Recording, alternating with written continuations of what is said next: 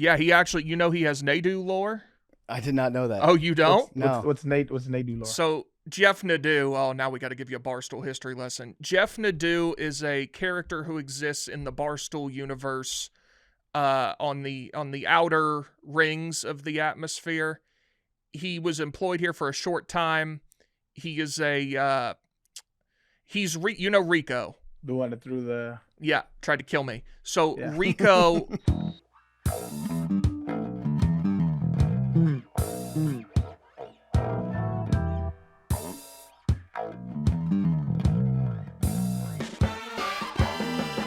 3, 2, 1.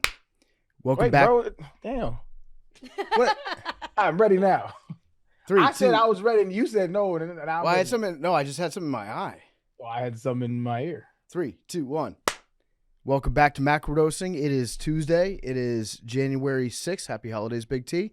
And today's episode is brought to you by our great friends over at DraftKings. DraftKings, the crown is yours. The DraftKings Sportsbook, they are an official sports betting partner of the NFL. They make every moment feel bigger. A running back cuts through the line, strip sack flips the field, a tight end hauls in the kind of touchdown grab that you're going to be talking about for years. Postseason games shift fast, and with DraftKings live betting options, you can stay right in the moment. Plus, DraftKings has your back. They've got early exit protection. If the player in your eligible NFL prop bet goes down at any point in the first half, you still get paid in cash. I love the early exit. If you have a parlay going, and let's say you've got a running back to go over 70 yards for the game, if they get knocked out of the game in the first half, that leg goes out of your parlay. You don't have to worry about an early exit that way. It's a good thing that DraftKings does. Not every sportsbook does that, but DraftKings does. New customers bet just $5. If that bet wins, you get $300 in bonus bets instantly. $300. They're serious about the playoffs. DraftKings Sportsbook, every drive, every play, every moment. Download the DraftKings Sportsbook app now. Use code MACRO. That's code MACRO, and you can turn $5 into $300 in bonus bets if your bet wins. In partnership with DraftKings, the crown is yours. All right, welcome back to Macrodosing. It is Tuesday. It's good to see everybody, man. It's been a while. Yeah, it's good to see you too, Arian. I missed all you guys. I missed chopping it up. Man. Lots going on in the world since we last spoke. We were just saying it's December 17th was the last time that we all sat down and visited. And, we're back. It is January 6th. It is Tuesday. It is nanodosing. I don't know where to start. There's been so much that's happened in the last month. Where do you guys want to start? Big T, where do you want to start? Let's start with why I'm late today. Okay. I was at Memorial, and the round was a little longer than I thought. Because I thought they was going to let us ride in carts, but we had to walk. So it was a long – and then by the time I realized – I should have told y'all earlier, but, I was so thinking it around, and I was balling right there. Dog, I'm 7 over, and I got 5 holes left, and I'm balling. I'm like, yo, I'm breaking 80 today. Nope. I just shit the bed. I go bogey, double.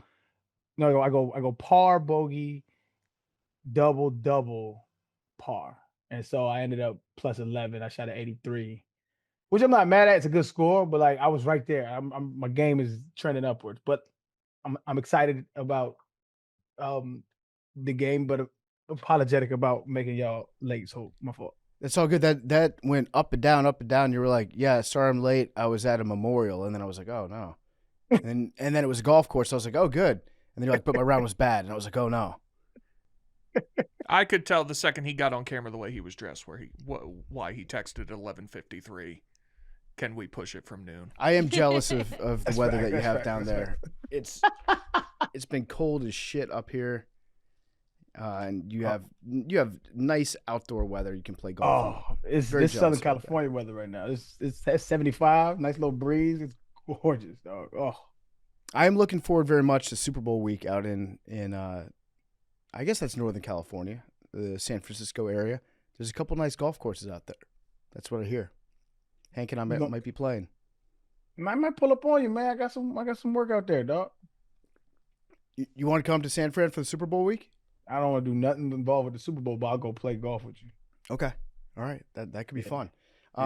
Big Big T, in non-golf news, where would you like to start? There's just so much stuff to get into. I mean, Maduro's the most pressing, right? So we have to start there. do we want to just kick things off in 2026 with a little PFT's playing corner? Yeah. All right, because I watched the briefing from General Raisin Kane. Hell yeah. That got up there and gave the breakdown. I'm doing again. I am a casual as far as experts go. If they hear me talk, I'm a casual playing guy.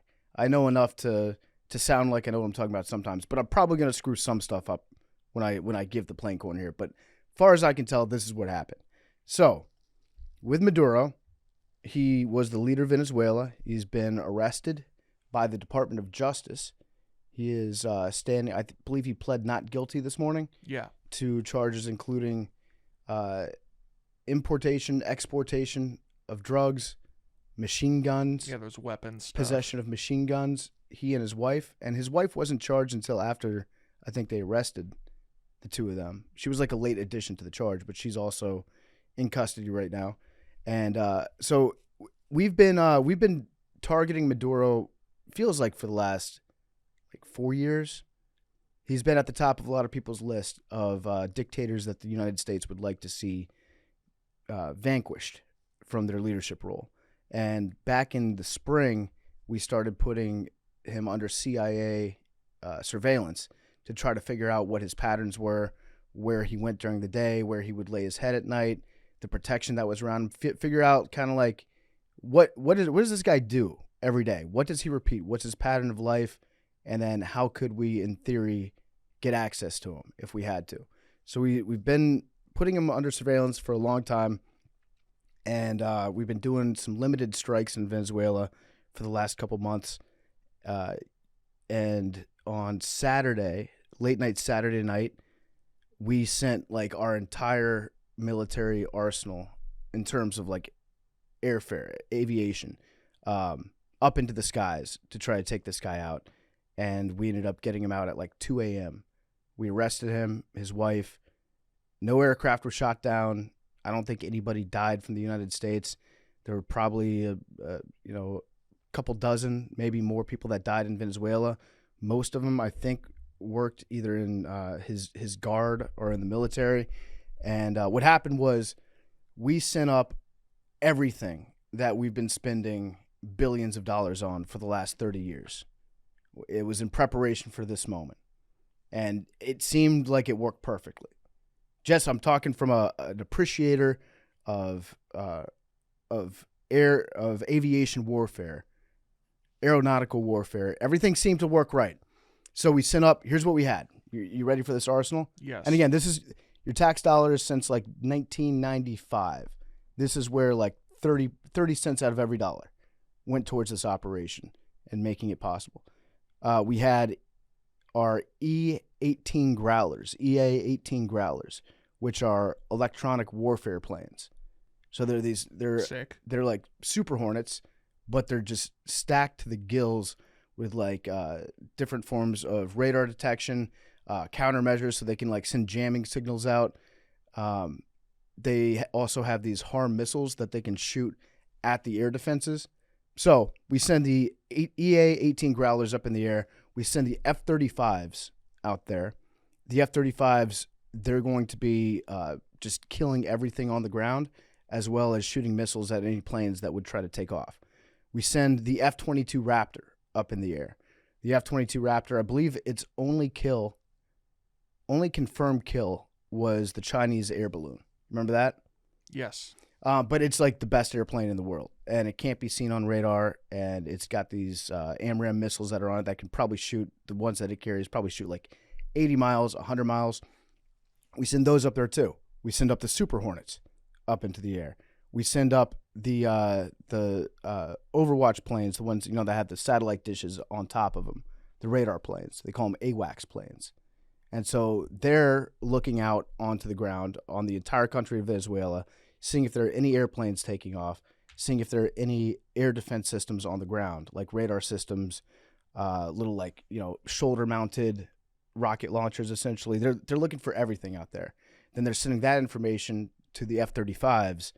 Then the F-35s are taking those things out on the ground, and they're also telling the F-22s if there's any airplanes that launch from Venezuela, because they do have some Su-30s that they could have sent up which are decent planes. Basically, we send every airplane that we have up into the air. We also send a shitload of helicopters because Delta Force is on the helicopters that are going in to take Maduro out. The United States military technology is so advanced that I think for the last 2 months, we've been sending planes along the coast of Venezuela, sometimes flying over Venezuela, just begging them to turn on their radars to try to spot our planes. Because when their radars come on, then we know where their radars are, and then we write those down, keep them in a file, then we know where to strike. So we knew where all their shit was. We blow it up. They don't even think about launching a plane. No planes took off, because that's actually what you spend your money on. If you're asking, the F-35, we've paid so much money, and there's been so much written about it, what a waste of money it is, et cetera, et cetera.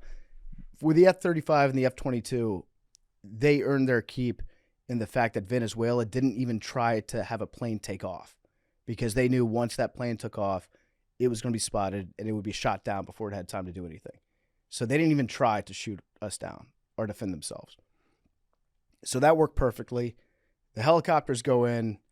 They go to his compound, and with the help of the F-35s that are shooting stuff on the ground, radars, anyone with a machine gun, et cetera, the helicopters get in. They go into the compound. They find Maduro and his wife, arrest them, put them on a helicopter, fly about 100 feet off the ground, get out of the country, and nobody gets hurt from the United States. Pretty incredible operation when it comes to just logistics and all the shit that had to be going on. Now, I am a little bit skeptical about the way that he was arrested. Big T, you are a skeptic in general. Sure. Right? I don't understand how they just walked in and arrested he and his wife. Yeah, we don't really have details on that, right? There's a couple theories that I've been reading about. One of which is that his vice president sold him out. That his vice president was working with the United States, gave us all the information about where he stayed, all the details. That still to me doesn't explain how easily they got in and out of the compound and arrested him.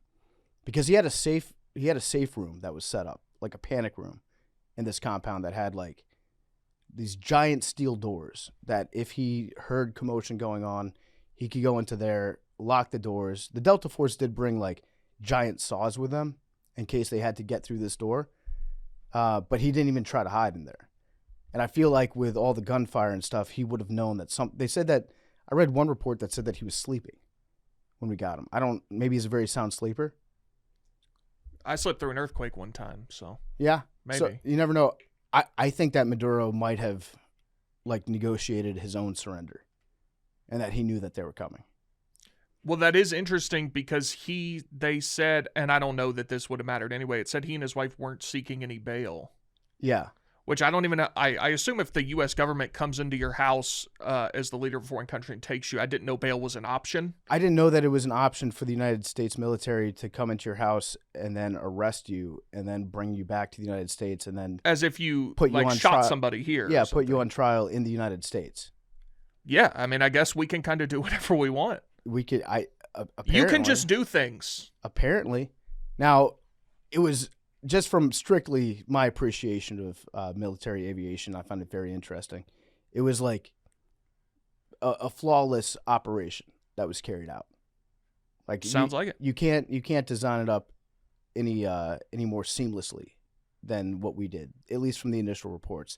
I also think that it's weird that we got our generals getting up and giving presentations. I told you about the India and Pakistan air skirmish a couple months ago. Yeah. Where they had guys that got up and explained everything that they did. I feel to a certain extent, we don't need to stand up and be here's what we did, here's what we used. That might be stuff that's better kept close to the vest. So then I got to thinking, why did they do that? Why would you send somebody up to talk about how dominant we were? And setting aside the fact that I think a lot of people in the government right now, their main job is to say cool stuff on TV that Trump's going to see and be that's awesome, good job.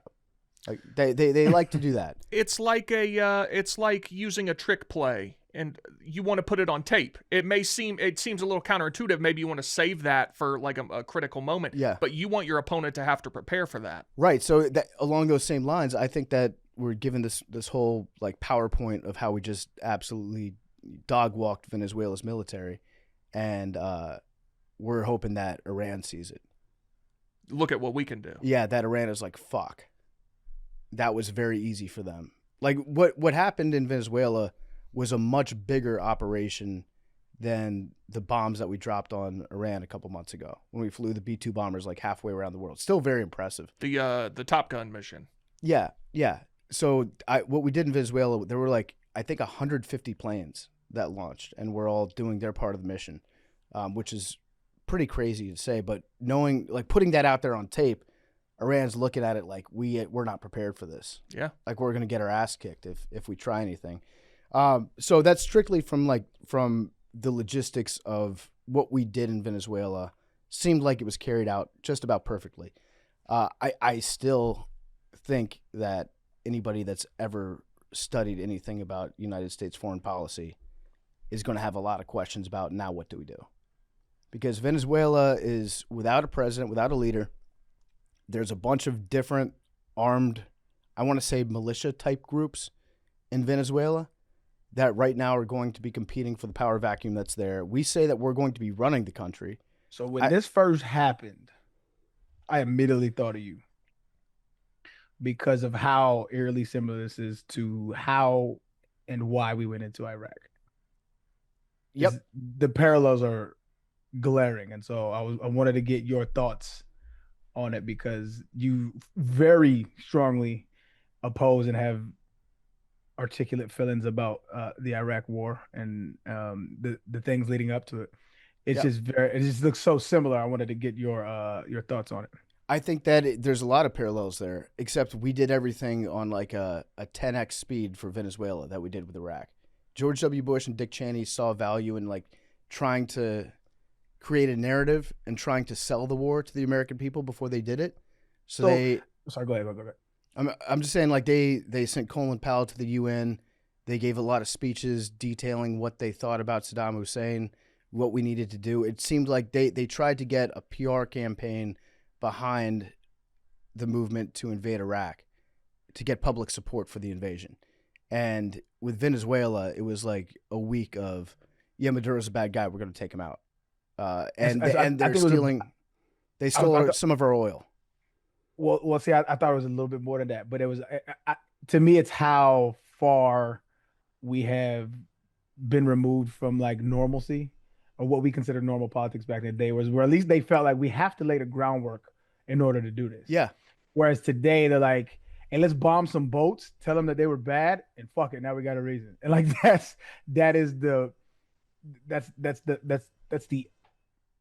the only thing we have to do now. It's like we're living in it's like a social media world. Like let's create a couple of highlight reels. Bad guys bad. Fuck it. Yeah, I'm riding with you now. Yeah, it was like a year of PR that Bush and Cheney did for Iraq, and then it was like, okay, Maduro stole some of our American company's oil like 5 years ago when he kicked them out. Also, these boats might have fentanyl. This boat would kill 50,000 people, even though fentanyl doesn't come from Venezuela. So we bombed that, and if they don't shut the fuck up, we're going to bomb them and steal their leader. And there's a lot of similarities. Like when we invaded Iraq, from a military perspective, we just dominated them. Like night one, we bombed like all their missile defense systems. By the way, this thing against Venezuela, the attack, that's also bad news. Bad news for the Soviets, because they had a bunch of really high-end missile defense systems that they've been selling all around the world, being like, this is the cream of the crop. If you want any sort of radar detection and missile launching capabilities to shoot down enemy airplanes, you want to buy our stuff. And then we just shut all that shit down. We also hacked into their power grid and turned all the electricity off. You just showed your age a little bit. What do you mean? You called them the Soviets. Well, that they were originally Soviet designed, but yeah, Russia, okay. The Russian missile systems. So we can still call them. We can still call them that, yeah. But yeah, Arian, you're right. It was like, we're just going to say that they're bad, and then we're going to take them out, and then that's that. So with Iraq, it's like we dominated their military. Most of them just gave up and surrendered right off the bat. We bombed all their enemy radar systems. We just rolled into Baghdad. Everything was fine. We tore down that huge statue of Saddam Hussein, and everybody was clapping, and it's like, mission accomplished. George Bush gets on the aircraft carrier with a giant banner behind him. Look what we did. We got him. And then the next 20 years happened. And if you don't, they tried to have a plan for what happened in the post-Saddam regime. It didn't work for a lot of reasons. Number one, we stopped paying their entire military. And then you've got hundreds of thousands, if not millions, of like 23-year-old men on the streets that are trained in armed combat that don't have a job anymore. And then they join militias. It seems like we don't have any plan whatsoever for what we're going to do or what's going to happen in Venezuela after the fact. And that could go a number of different ways. I hope it goes well, but history tells us that it doesn't. So I have some genuine questions for you. And I don't know if you can answer them, because I don't know a ton about this guy. And I am vehemently opposed to any prolonged military intervention anywhere, really, but particularly Venezuela. But it seems like for the last several years, everyone has agreed this guy is like a terrorist dictator. He's a bad guy. And Trump was criticized harshly in his first term for supposedly like strengthening this guy's power. But now that Trump has gone and gotten his ass out of bed and taken him, like, now that's bad. I'm genuine. Like, I don't know enough about this guy to know if this turns into a thing like Iraq. Obviously, nobody is in favor of that. Yeah. But it does seem weird that, like, everybody hated this guy, and now we've gone from no kings to please let the dictator go. I think there's a middle ground where it's like, don't give the dictator money and also like unilaterally invading a sovereign country and stealing their leader and bringing them to the United States and putting them on trial in the United States without authorization from Congress is a bad thing. I think there's a pretty wide middle ground. In some instances, sure. Is this one of those? I think in a lot of instances. In all instances, it's how the U.S. is supposed to be ran to make sure it's not an authoritarian regime. Is we have checks and balances. You're supposed to go through Congress for acts of war. Maduro was a very bad guy. He like caused a lot of suffering in his own country. He stole food from people. He made his entire country poor. There was hyperinflation because of him. There's a lot of stuff that he did that was not good. If Venezuela did not have oil, there is a 0.0% chance that we were doing this. That's the thing you need to focus on, Big T, is there are over 60 authoritarian dictatorships in the world right now. And we don't have interest in going to all of them for reasons. And so nobody's upset that he's removed. They're upset in the reasons as to why he's removed. The track record America has of going and overthrowing governments and leaving people there, and it never goes well. And that's certainly true. More oftentimes than not, it doesn't go well. That's certainly true. But did you see the interview with the guy on the street in Venezuela? He's like, well, why do you think the Russians and the Chinese were here? Did they want the recipe for a rapist? Like, yeah, the oil is an interest of the United States. Like, that's not Russia and China had a huge interest in Venezuela for much the same reason. Yep. So I'm not, that's not justification for going in and stealing the leader of any, country that has oil. But like, this guy is a guy who has been adversely affecting the interests of the United States, terrorizing his own people. Yep. It just doesn't seem as cut and dry as, and again, if this turns, you're right. It is nuanced because there are people who he has affected in a negative way, the Venezuelans, and there are Venezuelans that are like, yes, get him up out of here, right? But there is a way to do things under American law. This is not it. Like Saddam Hussein. Sure. My only, and this is just me hypothesizing, I would say that to me seems more likely if we go through Congress, we're like, hey, can we go take this guy, right?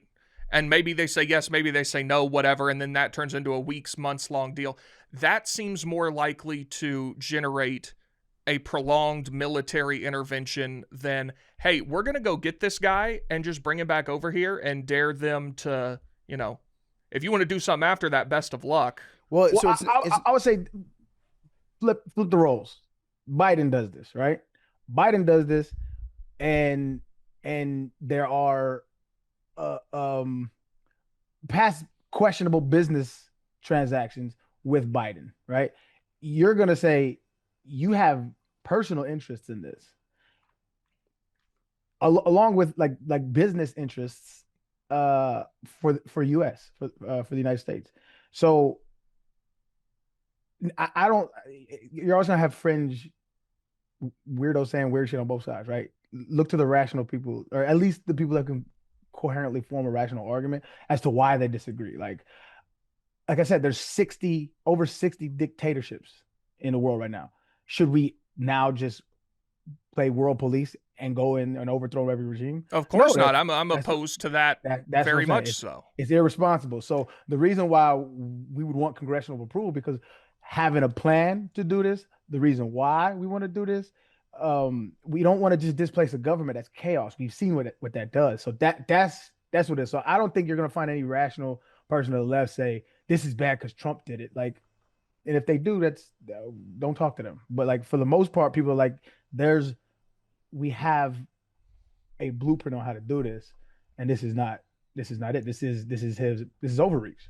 I guess I would just say my opinion on this is very predicated on what happens from here on out. Yeah, there's a lot of stuff that can happen after the fact. That's the other thing. It's like, yeah, we got the bad guy, and for some reason, like the FBI and the DOJ, they were involved in the raid, like arresting him.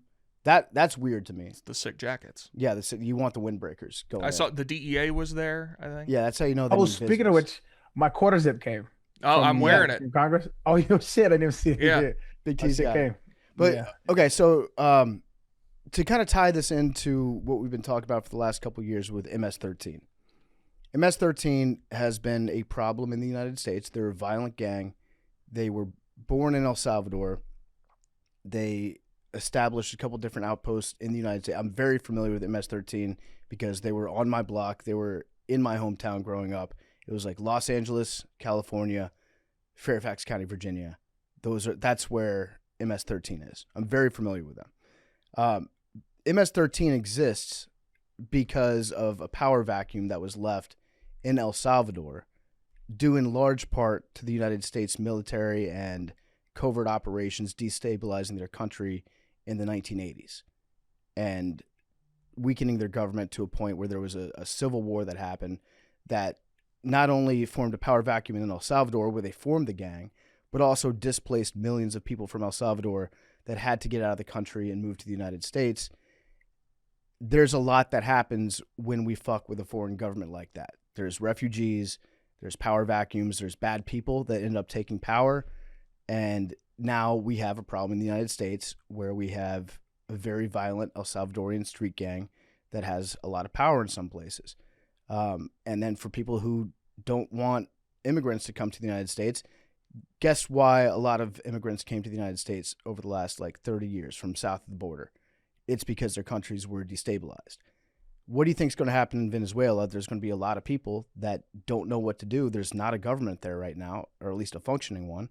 They're going to be looking for something to do, somewhere to go. They're going to move to other countries. There's going to be a crisis. There's going to be potentially a Venezuelan civil war. I hope not. But these are all the things that history tells us happens when you overthrow a government using military force. And agree 1,000%. And the other side, Big T, is what people don't like. I don't think it's hard to put yourself in other people's shoes a lot of time. But if you have a destabilization of a government, and that means the education system lacks, there's a lot of malnourishment going on, a lot of things that happen. So all of that gets tied back to the U.S. invading. So now you have generation after generation feeling a certain way about the United States of America. Then you have combatants. Now let's do something about it. That is also prime. That's what's going to happen in Gaza, right? For I would say good reasons, but it's going to have. Anytime you have destabilization, you're going to get pockets of people saying, "Fuck that, you ruined my life," and you want some get back. It seems like in this case, though, like everyone is in Venezuela for the most part is thrilled about this. No. I don't think everybody is thrilled about it. I think that there are a lot of people that did not like Maduro. I agree with that. I'd say the majority of Venezuelans did not like Maduro. But to have like the United States come in a military operation and take him, I think you probably find some Venezuelans that are like, do not appreciate the way that this happened. But it's less about Maduro being gone. That's where I think like the argument that I'm making is not that Maduro is a good guy and he should have been allowed to rule Venezuela forever.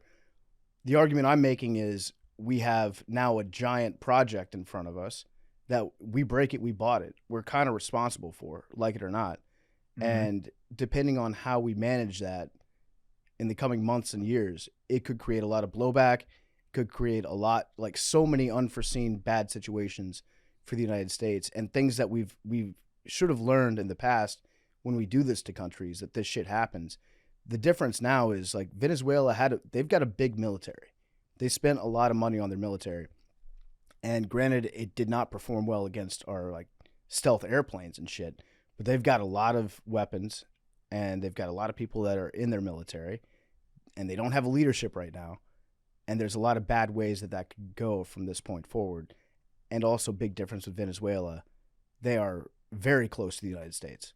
When we did this in Iraq, that's halfway around the world. Good luck, Syria. Good luck, Lebanon. Good luck, Saudi Arabia. Good luck, Iran. Like, we're fucking up this country, but at least they're not our neighbors. We're fucking up this country, and they're very close to us. So there's like a big difference there, I think. Yeah. And none of that, for me personally, like, you're right. Like, I mean, I'm not going to know whether this is a good or bad move for a while. Like, we'll never know. Like, well, I don't say never, but like, it's going to take a while to understand all the nuances behind the intelligence that they have, maybe some nefarious motivations they had. We're not going to know. My argument is I don't want to set the precedent that we can bypass Congress for an act of war. And I guess the language on act of war is it can get gray. So you'll have, people arguing it wasn't an act of war. Either way, I feel like it's a good thing to have checks and balances in a democracy. So my thing is, I don't care who's at the helm. I want them to go through Congress. I think that's a reasonable request from a citizen. Yeah, I would agree with that. I don't know how the trial is going to shake out with like him standing trial in the Southern District of New York for like his crimes as the leader of Venezuela. There's a lot of legal gray areas that I think we're getting into. I mean, yeah, this is out of our pay grade. And also, do you think that it's possible, like if we're able to conduct an operation where we land inside their president's fortified bunker and extract him in the middle of the night, we might be able to like stop the boats that are in the Caribbean and be like, hey, pull over, you're under arrest. Okay, you got drugs on here? All right, we're taking you to jail. I think it might be possible. Now there is a difference in if you're from like looking from a military perspective, target value, a couple guys on a boat as opposed to the leader of a sovereign country. You're probably not going to spend, however many millions of dollars it costs to get this operation underway. You're probably not going to spend that on a boat that you are claiming has coke on it. Probably not the same amount of like care being taken, but it is possible to not just like blow it up. But I just think I think I've been pretty consistent about this too, where it's like doing unilateral military operations, as impressive as they might be from the planning perspective, and as like seamlessly as they get carried out, there's a lot of problems that can happen. I mean, the only successful time that I can think of in modern history that we've done this and it's worked out well, is Japan.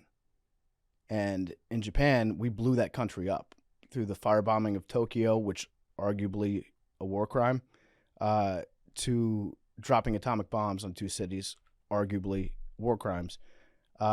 We spent so much money and so much time rebuilding that country from the ground up. We had like kind of crazy.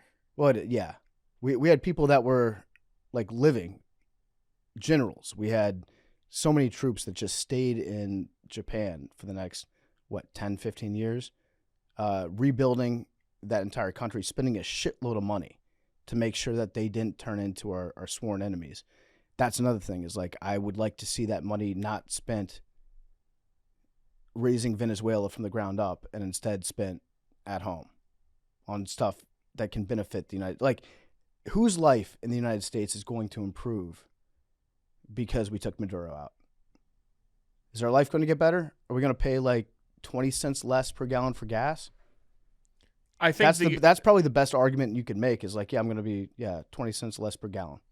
I think the argument would be that plus like less drugs coming into the country.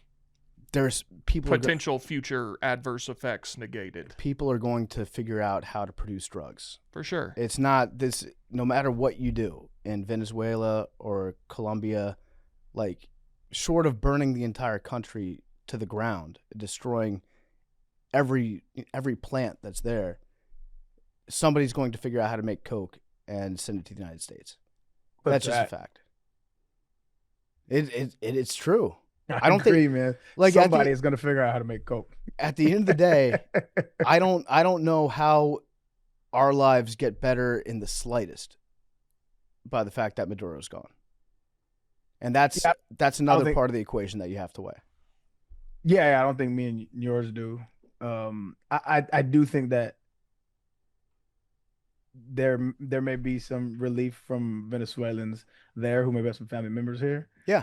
But again, that goes back to the plan going forward and how much that our lack of planning will cause chaos. So jury's out. But also, since when does the United States government give a fuck about Venezuelan immigrants that live in the United States? Oh, it's got nothing to do with them.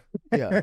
That's what I'm saying. Like I said, there's 60 authoritarian regimes, bro. If we really cared, we would be on it, but we don't. There's a reason why we're there. Yeah. A lot of it has to do with the oil. A lot of it has to do with, there are some politicians that have been making a case to invade Venezuela for a long time, and everybody's been like, no new wars, no new intervention. And I've agreed with that. Like, he just got the fucking FIFA Peace Award, didn't he?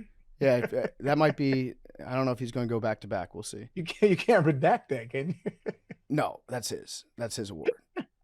I just get the you'd have to fly in Apache helicopters to the White House to get that award back from him. But speaking of which, is this new? I seen a stealth plane flying over one of these football games. Is that a thing? Has that always been a thing? Oh, they had the B-2 go over the Rose Bowl. Yeah, they do that every year with the B-2 in the third quarter. Okay, I didn't. That's the first time I seen that. I was like, that shit's crazy, bro. It's usually pregame. They typically do it before kickoff. But I this love year, that you are just a plane guy. You've seen flyovers though. I mean, you Not probably with a played stealth. in plenty. No, Yeah, no, that's they're generally not That's what B2s. I saw the stuff and I was like, that's new. I hadn't seen that. And I could, I don't watch a lot of football nowadays, but like that was new. That's kind of crazy. That may be a Rose Bowl thing because I remember a picture. It's a sick picture. You should try to find it. It may have been Wisconsin, Oregon. It's from maybe 10 years ago. Someone was in a plane above the flyover and took a picture. It was stealth bombers going over the Rose Bowl. It's the sickest picture ever. Yeah, no, I hadn't seen that. I'll try to find it and send it to you. They typically do it pregame. There's cloud cover and shit, so they decided to do it at the start of the third quarter. Look at that. Oh, it was Oklahoma, Georgia. It's so awesome. Those are the coldest looking planes, in my opinion. Yeah, we've got a new one coming out too. The B-21. The B-21. It's like the B-2. Talk your shit. I know you want to. Come on. I know you want to tell us, man. It looks like the B-2. Lay on us, big dog. It's smoother. It's more stealthy. Spent I don't know how many billions of dollars developing this thing. Yeah, so that's Venezuela. I guess good luck to the Western Hemisphere. We'll see what happens. What are we trying to do with this guy? Just keep him in prison forever? I don't know. Maybe we are pardoning him. We might. Oh, I did want to go. I did want to go back bad. to. So, is it your hypothesis that he surrendered himself? I don't know if it's a hypothesis. It's a theory. Those are synonyms.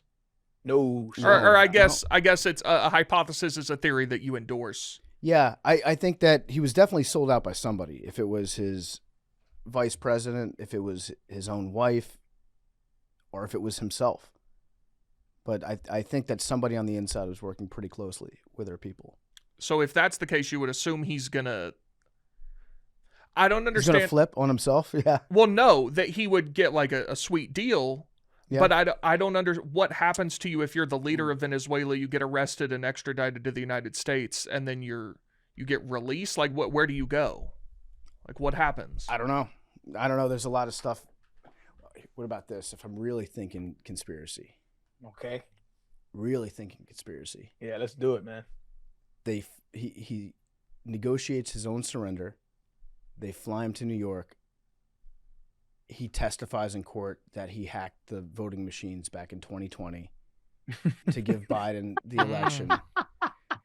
And then they send him off to like Monaco to live in a castle under house arrest for the rest of his life. Okay. Oh man.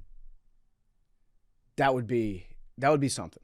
I don't think that's what's going to happen, but I do think that somebody flipped on him. He might have flipped on himself and gave himself up, but it seems like there was some help on the inside.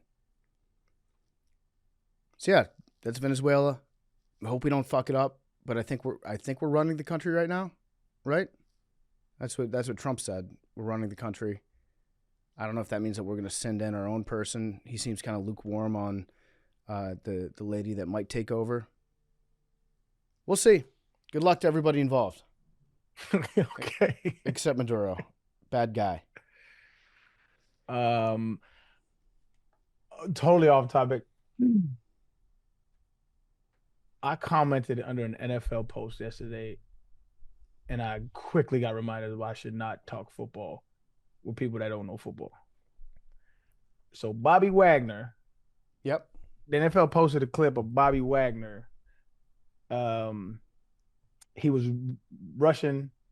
I don't remember the running back's name. He played for I think it was the Eagles. No. Who they play? The green team. Yeah. The Commanders played the Eagles. Okay, so he was Russian, the quarterback, and the clip shows the running back kind of like squatting and then kind of like pancaking Bobby. And everybody, like, you know what I'm saying? So I just looked at the comments. I was like, do they think that this was a bad thing? And of course they did. They was like, oh, Bobby need to retire. Oh, he sat him down with the boot. But I'm like, he 100% won that rep. Why did he win this rep? Because he pushed the running back into the quarterback. The quarterback had to reroute, right? And he had to get out of the pocket. And I think they called Bobby for face mask or whatever. But as far as like the rep itself, Bobby won that rep, right? The only reason why he squatted was because the quarterback was there. Like if the quarterback not there, you on your back. And so when I did that, man, I got all of these responses about just people had no idea what they're talking about. Like zero idea what they're talking about. And I got quickly reminded I should not talk football with people that don't know football. And then there was one dude that wanted to take it somewhere else. Like he was like ready to die about this shit. I was like, all right, man. That's when I was like, all right, I need to check out, dog. Like I'm not finna fight nobody over Instagram comment, man. So I was like, yo, I'm on Instagram a lot. Yeah. I got reminded why I don't need it. I know they need to dabble. I found the clip. So Wagner pushes Tank Bigsby so far into, is this Kenny Pickett? That's Tanner McKee. Tanner McKee. The only reason Bigsby is like able to get up under him and pancake him is because he's getting his ass pushed so far into the quarterback. The quarterback stops him and like gives him momentum to go back at Bobby Wagner. He pushes him into the quarterback. Yeah. I'm trying to find your comment. And my point was like, no, I deleted it because I want I don't even want people to have access to me like that anymore. Like, it's just like I realized quick. I was like, why am I sitting here having a conversation with people who have never played football before about this play. I don't know. But like if you look at all the comments, all the majority of them like, oh, he got sat down. And I was just like, no, like that's not what happened. He won that rep. Like I guarantee today, what's the running back name? Bigsby? Yep. He's like, yo, you gotta be more physical at the point of contact. He dogged you. I guarantee you. He probably got an MA for that. What's an MA? Misassignment. Yeah. I think what I learned today from this Maybe not an MA, but you lost that rep. The bond between unks is stronger than the bond between running backs of a different generation. Wait, say that again. You just said, you had Bobby Wagner's back because he's a fellow unk. Like you and him, kind of same generation, coming up together through the NFL. You say I'm pleading my case, but you don't think you won that rep? No, it sounds like you're. I think some people might have been disappointed that you sold out a fellow running back. It's like I thought there was a bond. Like, good job, at least trying on pass protection. Nah, he got sat back. He got pushed back, dog. Like, look, I agree with you. It's not even against Bigsby. Like, bro. I remember one time, Paul Pozlowski. Mm-hmm. Pozlowski. Bro, I had him on pass pickup one time. He made my legs go dead. He didn't get to the quarterback because I fell, but when he popped me, my whole body got shocked. Like, he knocked the shit out of me. And he didn't get to the quarterback, but we in the room. He's like, dog, you got popped. Like, you got to get lower, son. You got to stop initiate contact. And I was like, yeah, you're right. We all take L's. You know what I'm saying? What Marshawn Lynch say? The great philosopher, Marshawn Lynch. Everybody going to get got. But I'm going to get mine more than I get got, though. That's great wisdom from a guy. Yep. No, but if the quarterback wasn't there, Tank Bigsby would have been on his ass. 100%. And I agree with you, Arian. I think, obviously, if you're going to talk about something like pass protection from a running back perspective, I will listen to that. Thanks, man. Yeah. If you're going to talk about mullets, I will listen to that. Thanks, man. When you brought up Unk, have you seen the new thing these kids are trying to pull now? I guess these are mostly younger Zoomers and such. Are now? I think this is a meta prank. Okay, meta as in the original form of the word, not the Facebook company. They're trying to say that Unk means uncool. Nope, not uncle. No, fuck these kids. No. Nope. And so I think it's like they didn't invent Unk. So I think it's a thing to try to actually make people they're calling Unk seem even more out of it by saying you don't even know what Unk means. You think it means uncle. It means uncool. How does that make you feel, Big T? Can you see that live? And how does that make you feel like? I mean, I just think it's dumb. I don't know that it makes me. Well, I mean, yeah, I don't know. Actually, you don't wake up in the morning. Yeah. But like when you see it, you're like, get the fuck out of here. Right? Yeah. That's how we feel with woke. That's right there. But to even higher degree, that's exactly what happened. A whole bunch of motherfuckers just started saying that's woke. And we're like, what? That's not what that means. But now it's if you and I could come up with a new word for woke that I felt could be used throughout society, I would love to do that. You didn't hear it. You made up what it meant.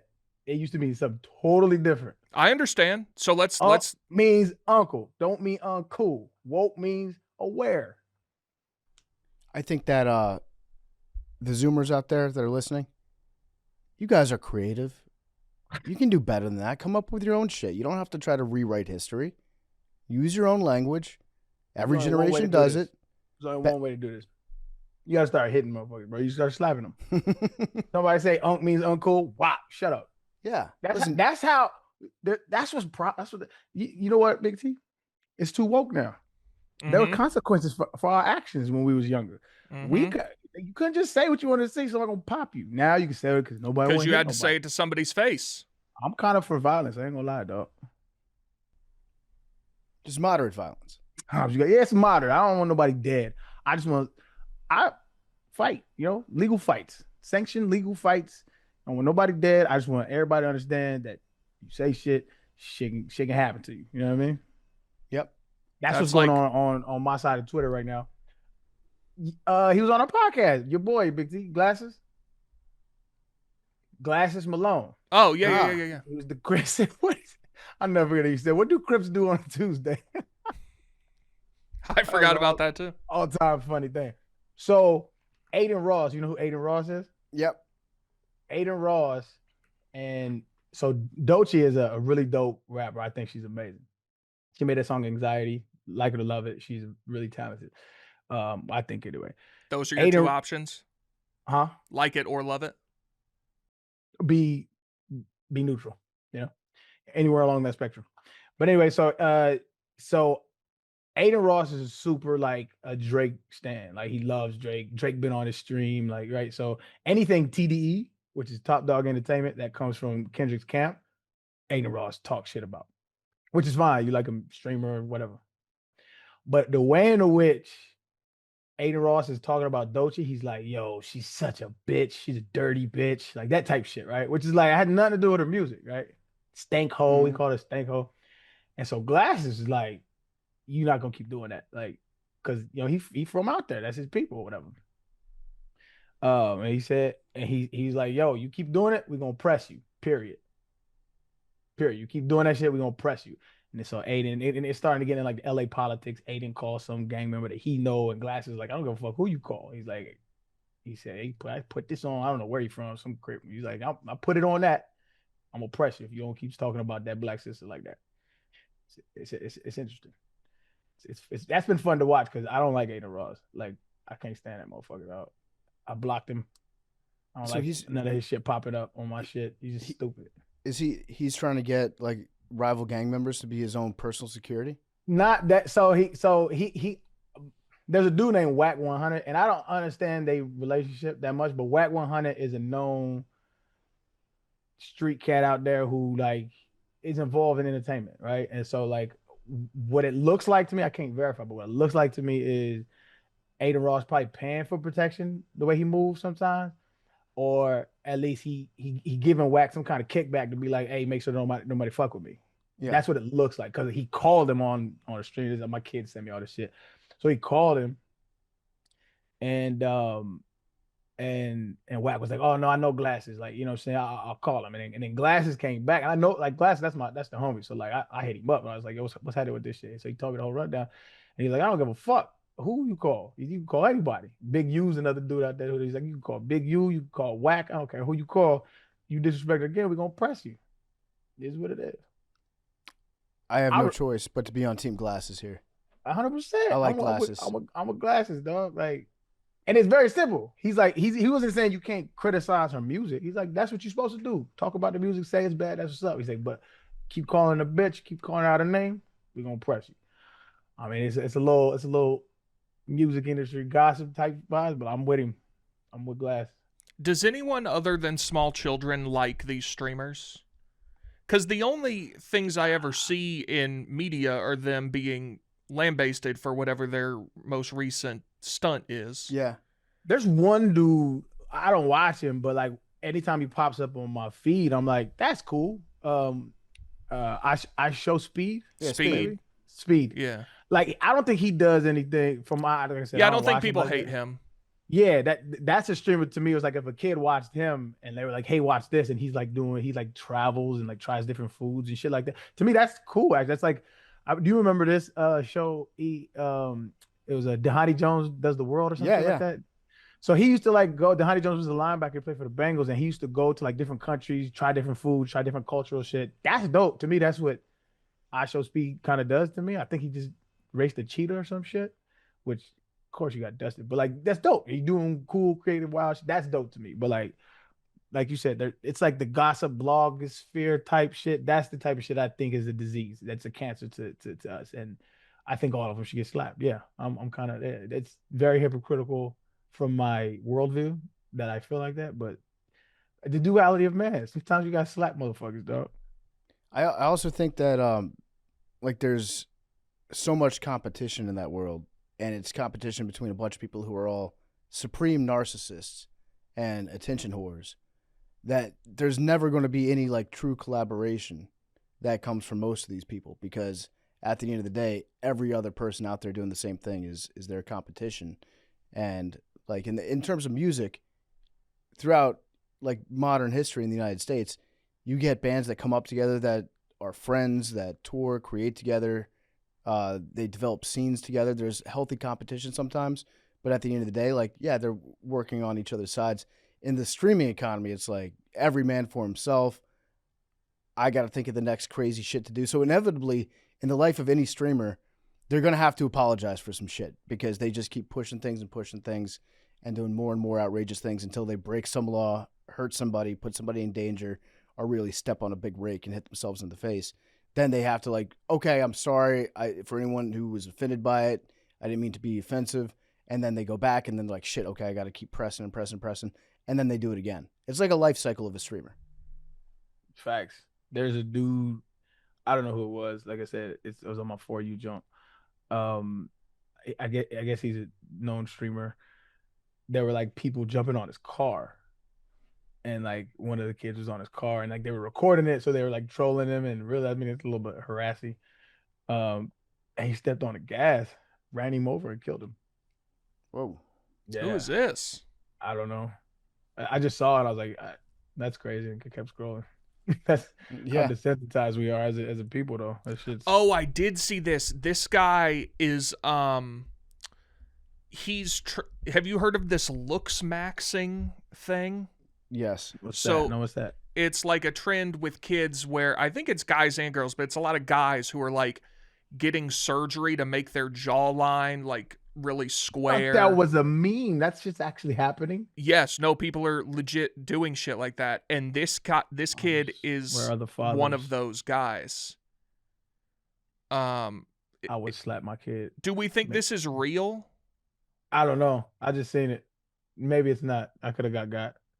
It says he was banned from Kick, which is like the streamer website. That's crazy. But yeah, his whole thing is like looks maxing and doing a bunch of stuff to make yourself look like a meme, I guess. Yeah. Look maxing. Yeah, maxing out your looks. Okay. I see how they got there. Yeah. I hope. Man.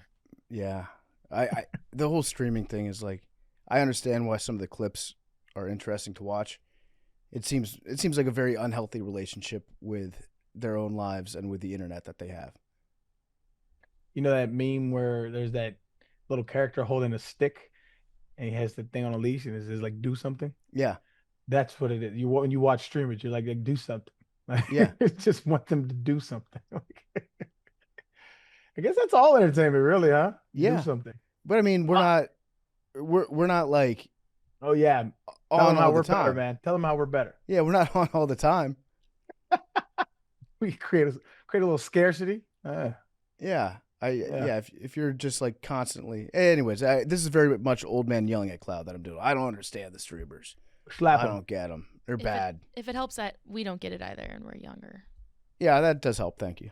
I think they're weird. I can't tell if this tweet is like supposed to be sarcastic or real. I think it might be real. This guy said the tragedy of Clavicular, which is the guy who ran over the guy, is that his entire persona is a fraud. He isn't a looks maxer, he's a face maxer. With subhuman narrow shoulders and inward tilted valgus knees, it's physically impossible for him to overcome his inferior genetics without his whole body reconstructive surgery. They're giving themselves body dysmorphia. That's all that is. Man. That's super unhealthy. But this kind of goes in line. So Friday, the internet goes out and we don't know what's going on. I reset the modem. We found out the little fucking dog I have, he chewed through the what is that shit Ethernet? called? No, it's not. It's fiber wire. Oh shit. So he chewed through the fiber wire, and it's their fault because they didn't bury the wire. But still, like a wire should be cool in your backyard. But nope, little Django chewed through that shit. So I got my kids. We didn't have internet for like 3 days, and having children without internet for 3 days, it was an interesting experience, man.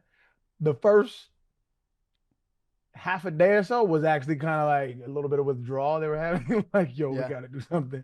And so we ended up doing like, I was like, yo, let's get board games. Let's get board games. Let's play some board games. Let's go take walks. Let's go do regular shit. And like, all right, so we ended up playing board games. We took some walks. We went swimming. It was really dope. And it had been a while since I had not had internet. And it was dope to experience that with Jits, man. It was dope. Got a little cleanse. How's the dog doing? He's amazing. I sent a picture in a group to y'all this weekend. It's to the point where I really like him. Don't love him yet, but I really like him. Right? Yeah. It's trending towards that though. He's You like wouldn't my little. say that for you. That's you loving him. That's a lot. No, I don't love him because there's sometimes I'd be wanting to pop him. You can want to pop somebody that you love. Touche. You could tell now he knows that I'm the big dog, right?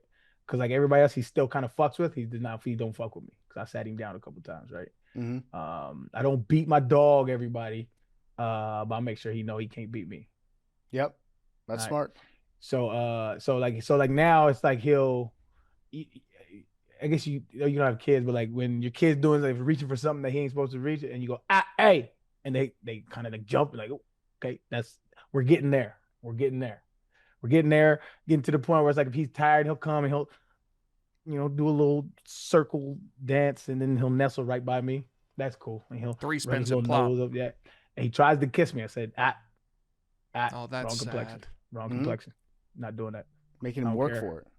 No, I'm not. He's not. You're never gonna kiss me in the lips. I see you lick your balls and your booty and you sniffing and shit. And no, you're never gonna kiss me. No. Yeah. I'm very glad that you got a dog, and I'm very glad that you like him. I do like him, man. He's you can tell he's going to be a good dog, but he's fighting through this velociraptor stage where he has to destroy everything in his path. But he's doing a good job, man. It's gonna be a nice moment once you reach a point where you can walk out of a room and leave the dog in that room, and then walk back in knowing that nothing's going to be destroyed, but it might take a while to get there. Yes, it's like we're gonna have to cut his balls off and get him trained, but I think we're gonna get there. Does he have sharp little puppy teeth?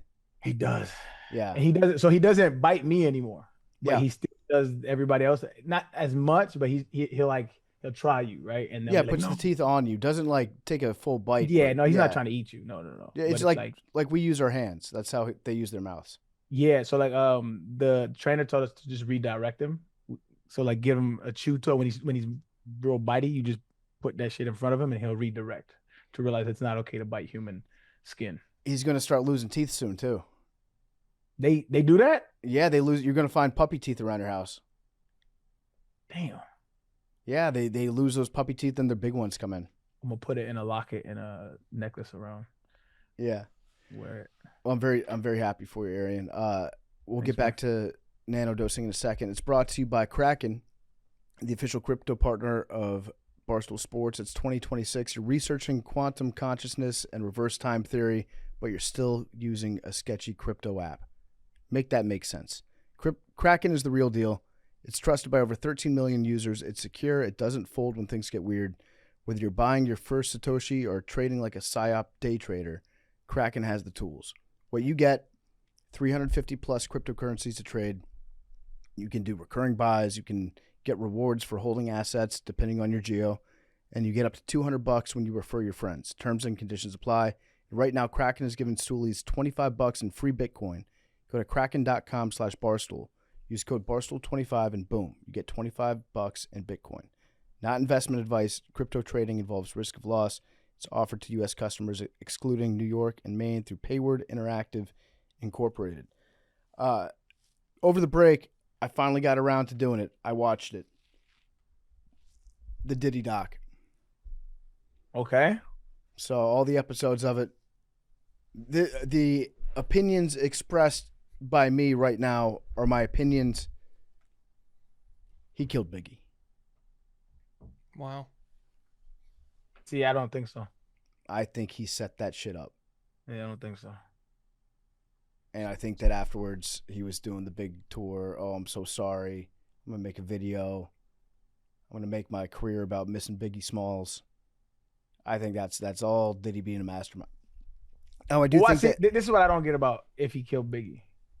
Biggie was your biggest cash cow. He was your superstar. And if your goal is to cash in, why would you kill the main horse? Because Biggie was getting too much of the publicity, and Diddy, in his mind, is always the biggest star. He's the top dog. Biggie's just a vehicle that he's using to get money. Also, Biggie was renegotiated his contract, and Diddy was like, I don't want to do anything differently. You work for me. I'm the big dog. I don't know. I know this is what I know about 50 Cent.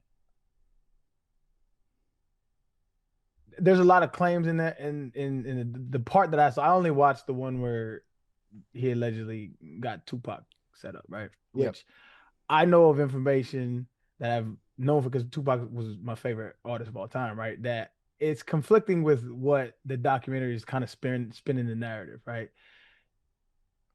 And so when I look at like shit like that, like 50 trying to bury Diddy. Yeah. You know, whatever beef they got, he's just trying to bury him. And so, and there's been a lot of people that came out that were there, like especially so for the Tupac shooting when Tupac was in New York.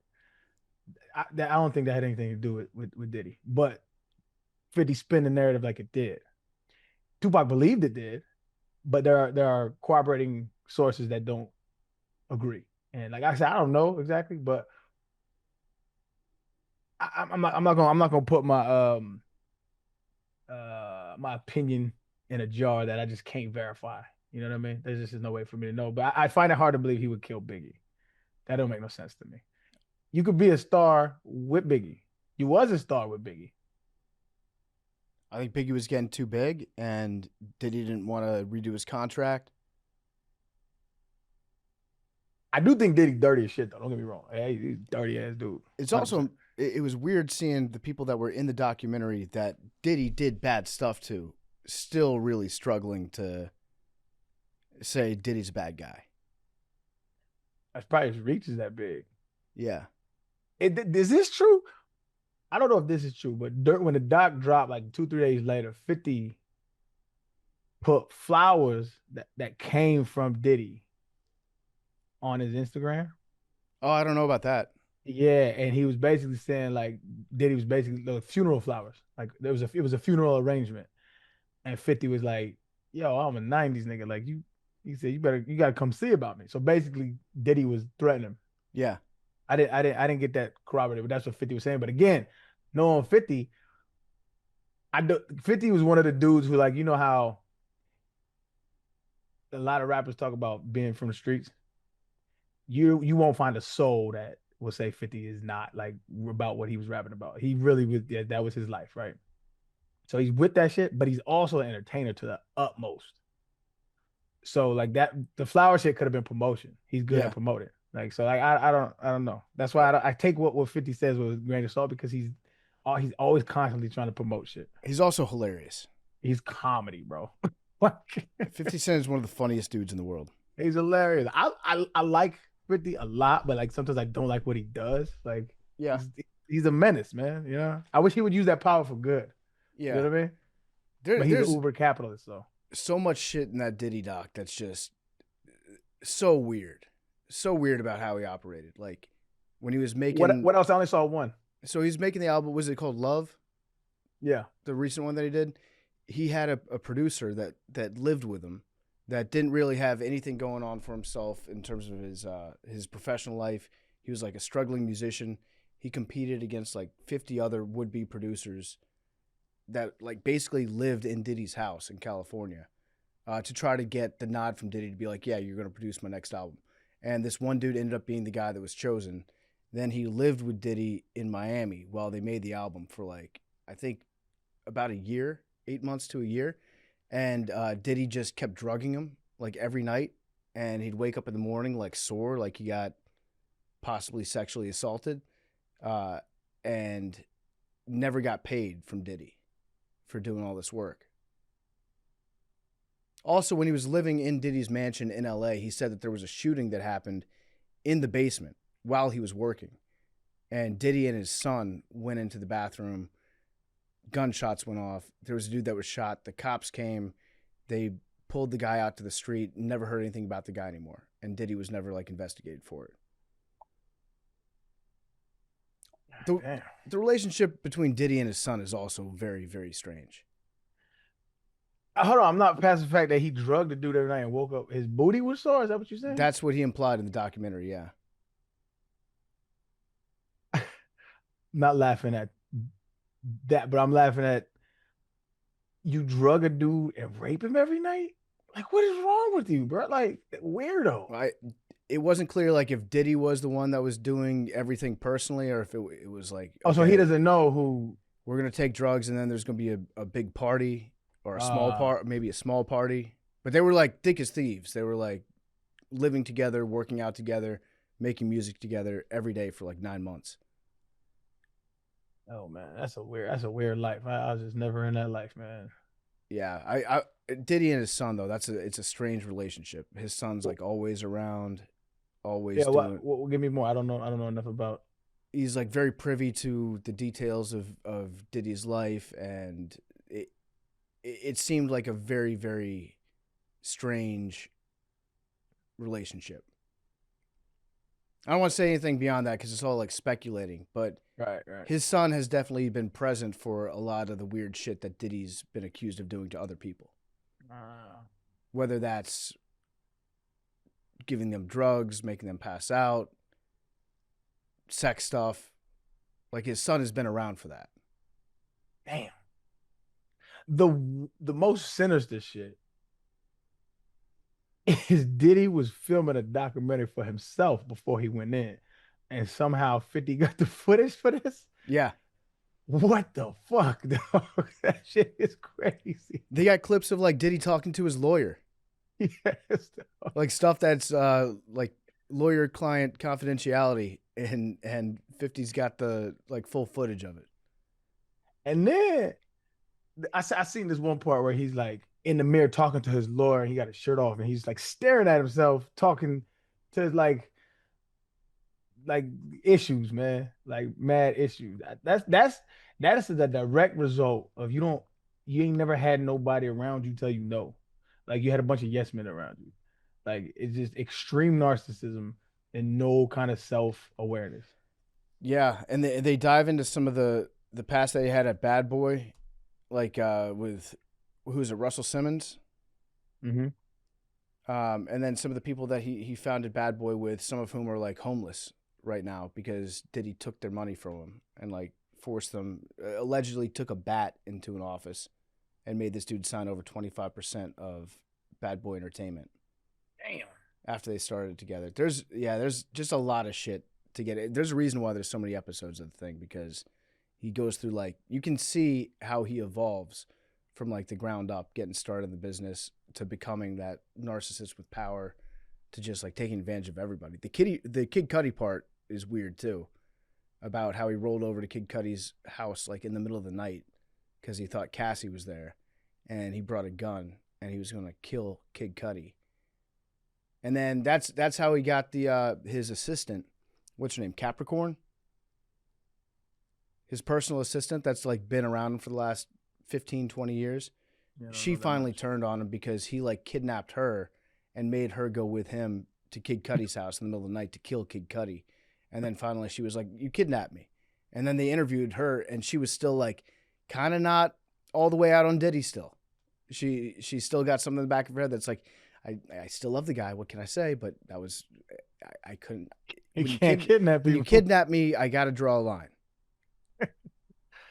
Yo, man. Yeah, that's an entirely different world, man. I'm glad I ain't in that shit. Holy shit, yo. What else we got, Big T? We have Tim Walz dropping out after the fraud scandal. Tim Walz is dropped. He's no longer running for a third term for governor. Correct. In Minnesota. Yeah, that video came out, I want to say it's maybe right before Christmas. Right before Christmas, or right around Christmas, maybe the day after Christmas. It was 26th, yeah. Yeah, day after Christmas. So the Nick Shirley video came out and immediately went everywhere. Minnesota's been dealing with a lot of fraud in some of their welfare administration for like, I think they've been investigating it for the last like 2 years. Something like 80 people have gone to jail for it. Was it the Feeding Our Future? What was the name of the organization that they took down? I'm not sure. So yeah, they've been investigating it for a while, and then this guy Nick Shirley made a video where he went up to a handful of daycares in Minnesota and Leering centers. And one Leering center. Yeah. And stood outside asking to see if there were kids that were in the daycares, and it went super mega viral, like instantaneously. This tweet, now the way Twitter does views now is bullshit. Fugazi, Yeah. but not this many people have watched the full video. But do you know how many views the tweet has? Probably like 20 million. 138 million. Shit, yeah. A lot. 242,000 retweets, 671,000 likes. All right, so I watched the entire video. Okay. What was it 41 minutes long? Almost exactly, yeah. Okay. Here's my takeaways from the video. You tell me where you agree or where you might disagree. Minnesota has a fraud problem. Strong agree. They've been dealing with it because I also did some research after the fact. They've been dealing with the fraud problem for a while now. Minnesota or the federal government? Minnesota. They've been investigating. Like, there's a reason why like 80 people have gone to prison. I think that was a federal investigation. Whatever it is. Like, I think the federal government has been looking into it. I don't know that I agree that Minnesota has. I think Minnesota has. I'd have to do more research and see like how involved the state of Minnesota was. They have a fraud problem there. Watching this video, I was like, who is this guy that's doing the reporting? He's not doing a very good job. In what sense? In the sense that he was rolling up to a daycare and then like he had a very thin story about why he wanted to get inside. And most daycares would be like, no, you're not coming in. And a daycare that I dropped my kids off at, I would want them to not let 5 guys in that didn't have kids. There were no kids there. That was the whole point, though. But then I think you and I agree. Yeah. This should not be his job. Somebody else should have done this. That's a real journalist. So there have been investigations that other journalists have done into this. They've shown some places that are not what they purport themselves to be. Afterwards, they went back and some journalists talked to the owners of those daycares, and they did have kids there at the time. They just didn't want to let this guy in, which I agree with from a daycare perspective. Like, don't let some kid in because he's got like a camera with him. Did he find anything? I haven't watched his video and I haven't seen, but I've seen the back and forth over he's lying, they're lying, whatever. But I mean, I don't know. Like, did he actually find fraud? No, he didn't find any. So the fraud has been under investigation in Minnesota for a long time already. There have been investigations that are ongoing there. And so he took that information. He's like, I'm going to make a video with it, with this guy, concerned citizen, who I believe is a lobbyist in Minnesota, that gave him some of the information about which ones he should stop by and go to. Now, if there are some that don't have kids there ever, that are getting money that's welfare money, those people should be in prison, 100%. They should be locked up. But I think most people watching this video would be like, this is very flimsy journalism that he's doing.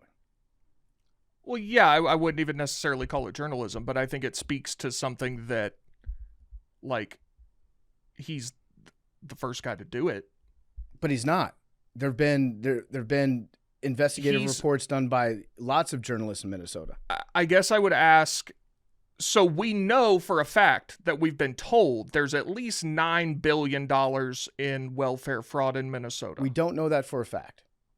The $9 billion figure is not known for a fact at all. The what did he actually find? No, the $9 billion figure came. The Department of Justice just said it, like 3-4 weeks ago. Oh, but it's not okay. But it's not tied back to anything. Not tied back to any of the legal proceedings that have gone on.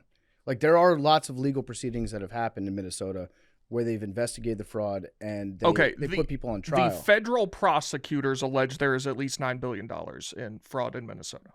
But they don't. That's not even for like. Well, what I just said is a fact. I don't know that it's a prosecutor that said it, or if it's simply where did they press say it? release. Who said it and where did they say it? The federal government is suing Minnesota or prosecuting Minnesota for this. Here, this is from. I genuinely don't know. I'm trying. This is from CBS News. As national attention focuses on the growing fraud scandal in Minnesota, which federal prosecutors estimate could top $9 billion, the state's Democratic governor Tim Walz has announced he is dropping his re-election campaign. So the federal government says it's $9 billion. That's not disputable. You can dispute if you think that's true or not, I guess, but it is not disputable that that is what they allege. It's not disputable, but in terms of the 92 charges that they filed, that does not add up to anything close to $9 billion. Okay, I'm just telling you what they, again, you can think that's not true if you want. Yeah. I'm just telling you what they said. But you Feeding did Our Future was the name of the organization. you did start this off by saying you seem to agree that there has been some wide scale fraud in the state of Minnesota, correct? Yeah. I would not dispute that at all. Okay. But then you find it implausible that extends to this daycare operation, or no? Yeah, because $9 billion out of this daycare operation. There's a couple reasons why. Well, nobody said the daycare accounts for $9 billion. What are you talking about? Just like fraud in general in Minnesota? Well, there was the huge Medicare fraud. Yeah. That's most of it. Okay. And then and I'm saying you seem to say that could not extend to this daycare thing. No, I'm saying that I don't think that daycare would add up to $9 billion worth of fraud. Nobody thinks that. Okay. The overwhelming majority of it was the Medicare fraud that we already know about. Yeah. So we'll see once they release, like when there's anybody that's charged and details that come out in court for the $9 billion. We'll see about that. But with this program in particular, like the daycare programs, I think that there's a few reasons to be skeptical. One is the record keeping that they have to keep in daycares, especially if you're getting federal money for anything. Like the daycares have to keep track of all the kids that are coming in. They have to keep track of the parents' income to qualify for those daycares. I think that based on this video, it's hard to say like that's what he had there was evidence of massive fraud. I think that there were probably like 3 daycares that he went to where you're like, that seems like a very light day for that daycare if they're licensed for up to like 40 kids and there doesn't appear to be any cars in the parking lot, but like the way daycares work, people drop their kids off, they leave. So it's not like if the place is filled with kids, they've got all their cars there all day. There's a lot of stuff that was not seen in the video that was very heavily implied that I think most people that watched it would be like, not necessarily evidence of any fraud, just like an interesting viral video that went on that could lead itself to a conspiracy. So, okay. So, but you're not aware of the Medicaid stuff? No, I am aware of the I'm aware of. Well, that's where the $9 all billion fraud figure comes in from. Minnesota. Not the daycare thing. Okay. A top prosecutor suggested on Thursday, this is from December 18th, that the total amount of fraud in Minnesota could be $9 billion or more. According to First Assistant U.S. Attorney Joe Thompson, 14 Medicaid services under audit and deemed, quote, high risk for fraud have cost the state $18 billion since 2018. Mm-hmm. Thompson said a substantial amount of money billed across those programs is fraudulent, but the exact amount is still under investigation. So that's where that $9 billion figure comes from. Right. Is the Medicaid fraud. This daycare thing is separate. Right. But you seem to think that the $9 billion was from the daycare. No, we were having a conversation about daycare. Okay. And then you said $9 billion. Because you seem to agree that there is a fraud problem in Minnesota. Yes, there has been. And there is the alleged $9 billion from Medicaid fraud. Yeah. So right. DHS said that they had not seen data showing that the fraud reached multiple billions. What they've seen is tens of millions in fraud at this point. That was John Connolly. He's the Deputy Commissioner of Department of Human Services and the Medicaid Director. We don't have evidence in hand to suggest that we have $9 billion in fraud in these benefits over the last 7 years. If there is evidence, we need to see that so we can stop paying it. That's a very alarming number. So there is dispute within the United States federal government right now. Sure. Of that. And it sounds like John Connolly is saying like that is a shocking amount that I have not seen any evidence of whatsoever. So that's why I'm saying like let's wait and see what is alleged in court. So what did you think of the daycare video? You think those places are like well run and No, there's a couple questions that I had about them, but like I think if you're watching that video, and you should not believe everything that you see in a video that somebody puts out. Sure. There's a lot of questions. One, what time of day did he go to the daycares? The daycares have different hours of operation for each one. Some of them are closed down in the middle of December around the holidays for certain days. If you have kids in daycare, you know that. 2, how many kids do they usually get? 3, how many kids are they not only like licensed for in terms of capacity of, because there's a difference between capacity of the daycare and also how many kids that they say that they have coming in on a daily basis, which you have to have paperwork for. So you want to see the difference in that. Then you want to see, okay, all the inspections that the Minnesota government has already done on these daycares. You can look those up online. And you can see, yeah, sure, there's a lot of examples of daycares in general that have violations. But that's very common in the daycare industry. It's like when somebody comes in for an unannounced visit, which they have paper trails of evidence for in Minnesota, is like the government visits these places, surprise visit, see what's going on. Is it safe? Are they up to code on everything? Because when you're looking after people's kids, you have like it's a very high barrier. Like there's a lot of rules and regulations that you have to follow if you're getting federal money to take care of other people's kids. So they haven't proved anything yet.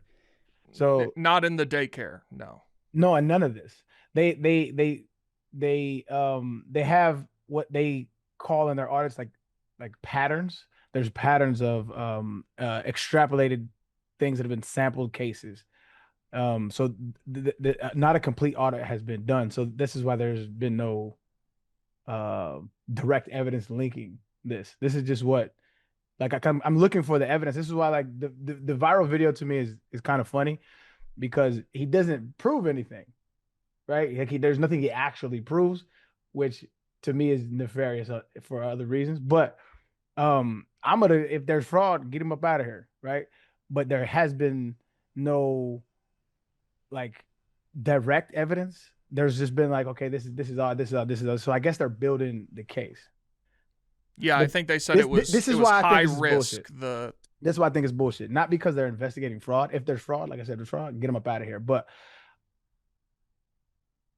it's interesting that like we're just like, so let's get the fraud. Like Trump has pardoned people that have been convicted of fraud. Trump has been convicted of fraud. Like I just find it, I guess, what's the word I'm looking for? Not in good faith, right? Because they're directing it towards an immigrant group in Minnesota, and that's what it seems more like. And I know that has nothing to do with them being Somalian. It's only because there's fraud. There's fraud everywhere. There's fraud all the time. Yeah, I think if you're stealing welfare money, you are the lowest of the low, and you should be sent to prison. Agree. I don't know if lowest low, but agree. Fraud is bad. Get him out of here. If this guy was trying to do journalism, he would have gone a couple extra steps instead of just like showing up on a day unannounced and being like, my son, little Timmy or little Johnny or whatever he said. Well, that's why I'm saying I would like some journalists to do an in-depth thing on this. But he presented himself as a journalist. I think you can call yourself whatever you want. I think you and I agree this guy is not a journalist in the traditional sense of the word. I think he did something that people who are should be doing. Yeah, and they have. Like it doesn't seem like anyone has gone in depth on this to the scale that you're doing the thing where you're like, how come the media isn't talking about this? If you look it up, the media has been talking about it. In the wake, yes. A lot. And not true. And this is what I've noticed about the patterns of what you find interesting. It's always hits the cycle or the circle of the right-wing media stratosphere. Every time something comes up, you're interested in it or it's bothersome to you. But again, I don't think this was the biggest story in America.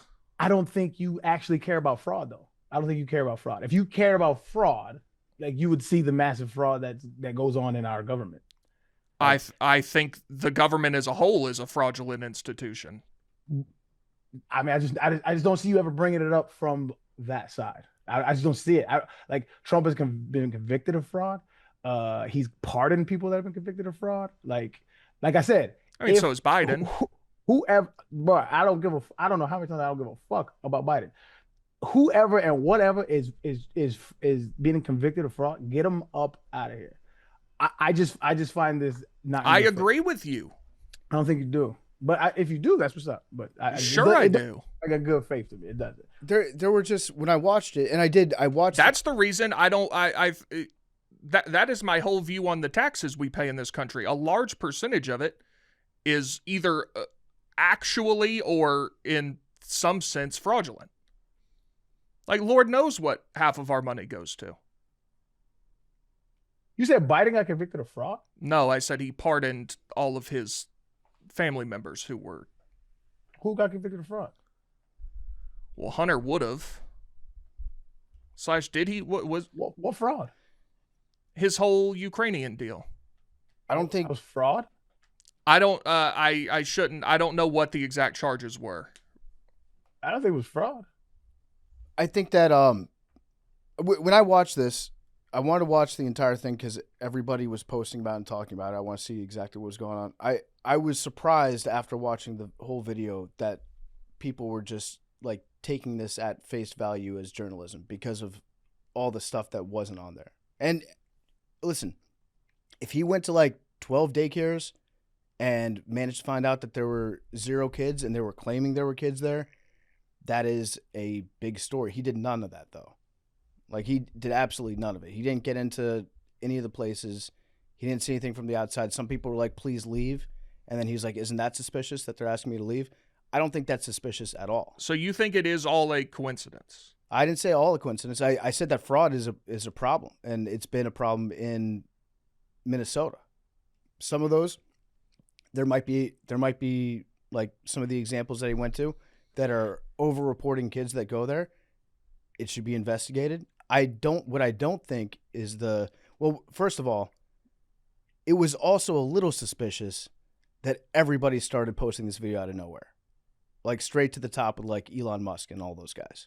That's my point. Okay. That was a little suspicious, wasn't it? Like That's for the my quality point. of the video that it was.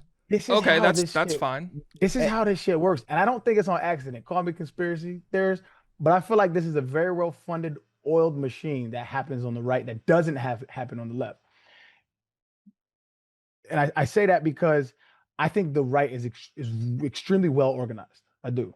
I think it starts from the lobbyists on to the right-wing talking heads, and they all echo the same messages, and it's very well organized, and it starts the dialogue. And this is why, like I said, I'm like if you're convicted of fraud, if somebody suspects you of fraud, let's investigate it, and if they are, get them out. I don't care who it is. I don't give a fuck. I don't have allegiance to people who are bad people.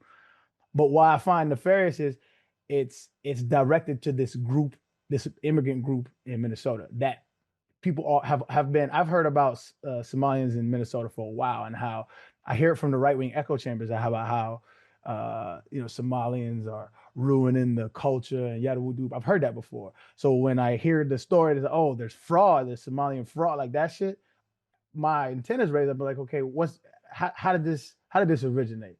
And so like while there may be fraud, get them up out of here. I feel like directing it towards the community is the opposite of what the right wing claims that they care about. Content and character, not but again, I think this is an ushered echo chamber that's going on. I think this is on purpose. I did So see that but I feel like it is. there was at least one news station that went to some of these daycares after the video went viral, and then the owners of the daycare were like, "Here, I'll show you," and then they played the surveillance video for them of this guy Nick coming up, and also on that same day showing kids being dropped off and picked up at the daycare. And then you can have the conversation, well, how many did they claim to have that day? How many kids were actually there? But then that's a different conversation about what Nick was claiming. What do you think of the daycare that had a break-in where someone stole all of their documents right after the video came out? That's kind of crazy. Yeah. I hope they find out who did that, Mm-hmm. and I hope that whoever it was gets punished for it. Okay, me too. Yeah.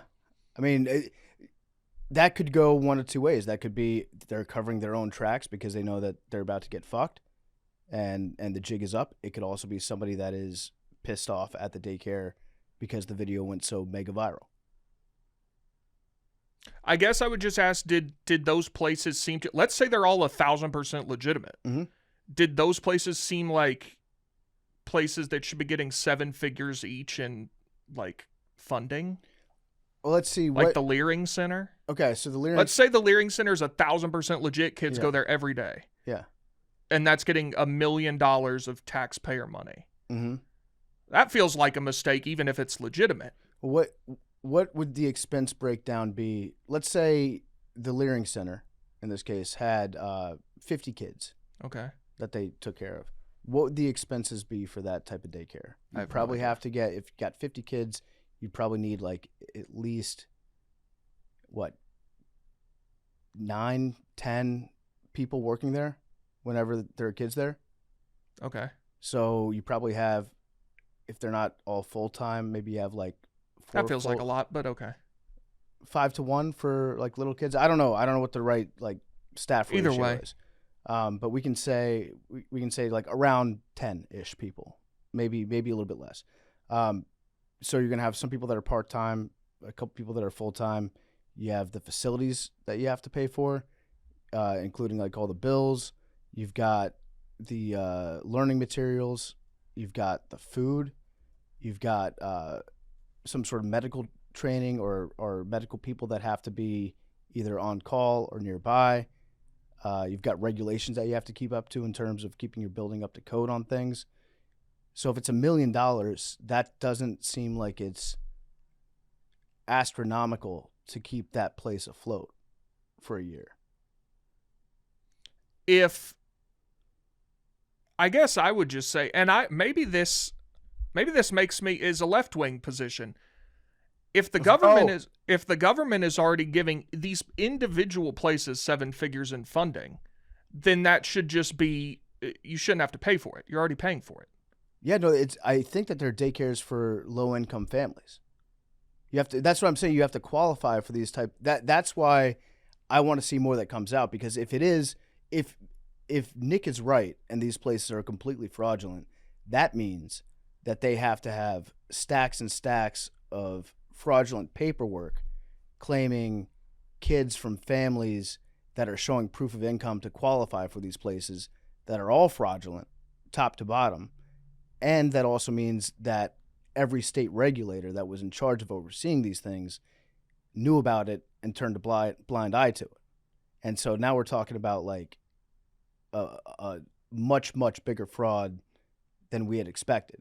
I guess I just can't square you said you seem to think there's a fraud problem in Minnesota, but then each of the instances of alleged fraud, you're like, well, that's not happening. Well, they have tried people and convicted them for fraud. Correct. Which would seem to indicate there might be like a widespread issue. That's a issue that people are already in prison for and already being punished for. Now, if the problem expands to the point where you've got dozens upon dozens of childcare facilities that have just faked everything from top to bottom that are still operational, it would also mean that all the surprise visits that the government has done to check up on all these places have been faked, where they write down the things that need to be fixed, and they write down that they went to these facilities on these days, there were kids there, but the kids weren't separated correctly, the bathrooms were not up to code.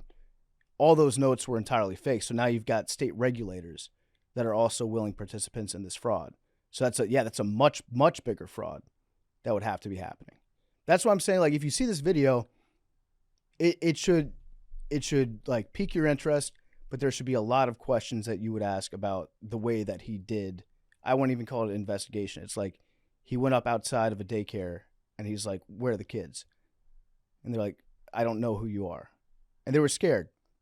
So wait, hold on. He went to some of these things and he went there when they weren't open? That's what I'm saying. Yeah, like outside of I'm not saying he did this for every single one. I'm saying it's for some of them. For some of them, it was outside the hours of operation.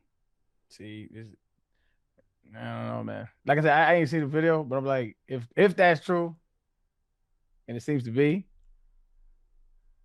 I just question his motive. To me, your motive isn't fraud. Then I think if he was doing journalism, he could have looked into the histories of the daycare facilities, or when they're open. There's paper trails. Yeah, I could have looked for when they're open. Are you positive about that? What do you mean? I mean, there were employees there. Yes. I'm not saying for every single one. I'm saying that for at least one of them, it was outside the hours of operation for kids to come by. Okay. Yeah.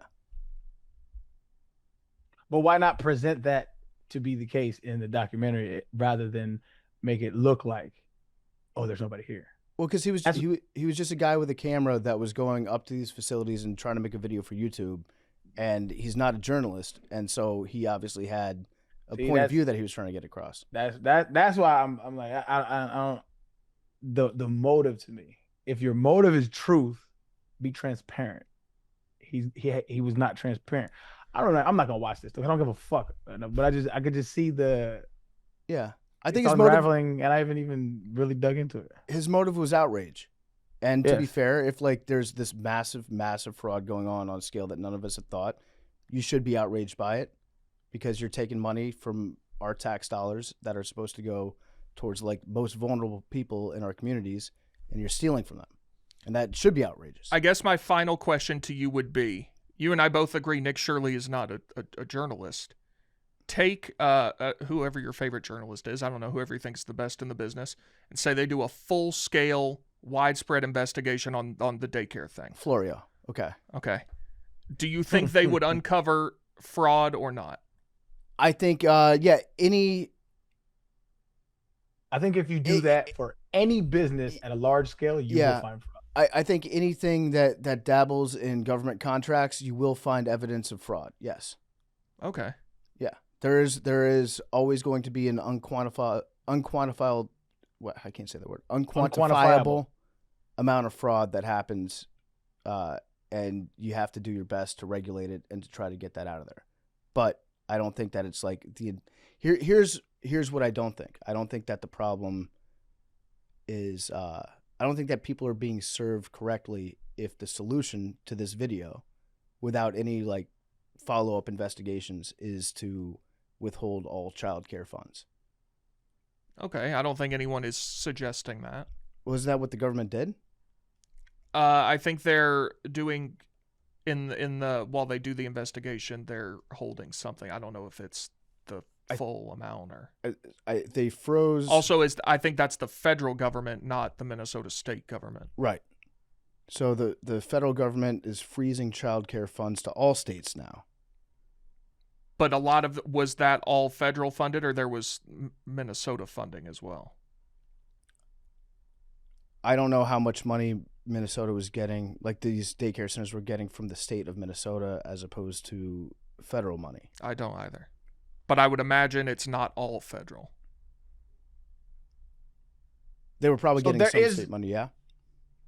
I'm sorry. I'm just trying to like put a bow on this so that I understand it. Because I honestly, I'm not gonna look. I don't care enough. But this is what I'm reading.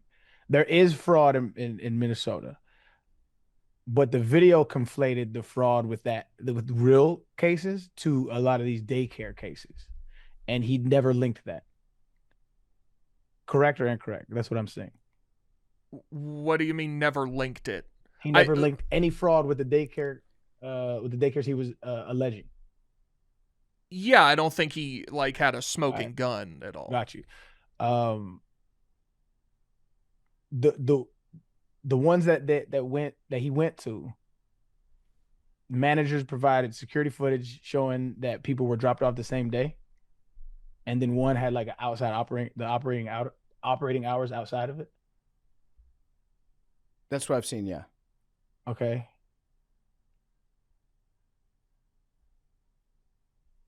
Yeah, like I said, so there may be fraud, but it seems like a hit piece to me. Like I do put like a little stock in the neighbors that are like, I've lived here for 10 years. I've never seen a car pull up to this building. I think like some of those people know their neighborhoods pretty well. They're like, I didn't even know that there was a child care in there. So yeah, I'm not saying that there's no fraud. I'm saying that from that video that I watched, I had a lot more questions like, why is this the biggest story in America right now based on this video? I think I think it is both fair to say he went into that with a position and was trying to justify his position, but also that I find it journalism. Yeah, again, I don't think you can even call him a journalist. The YouTuber, does he have a bunch of other videos and shit? I bet he does. Yeah, he actually, he has Nadu lore. I did not know that. Oh, you don't? No. What's Nadu lore? So Jeff Nadu, now we got to give you a Barstool history lesson. Jeff Nadu is a character who exists in the Barstool universe on the outer rings of the atmosphere. he was employed here for a short time. He is a Rico. The one that threw the... Yeah, tried to kill me. So Yeah. Rico and this guy are mortal enemies. So Jeff Nadeau exists to pester Rico. Okay. And he's just kind of I don't know the correct adjectives to describe him. He's an interesting guy. This guy made a video. I don't know if it was commissioned by someone here or how it came about, but he made Jeff Nadeau think he was being cast in a mob movie. And he did like a Zoom interview with him and filmed it.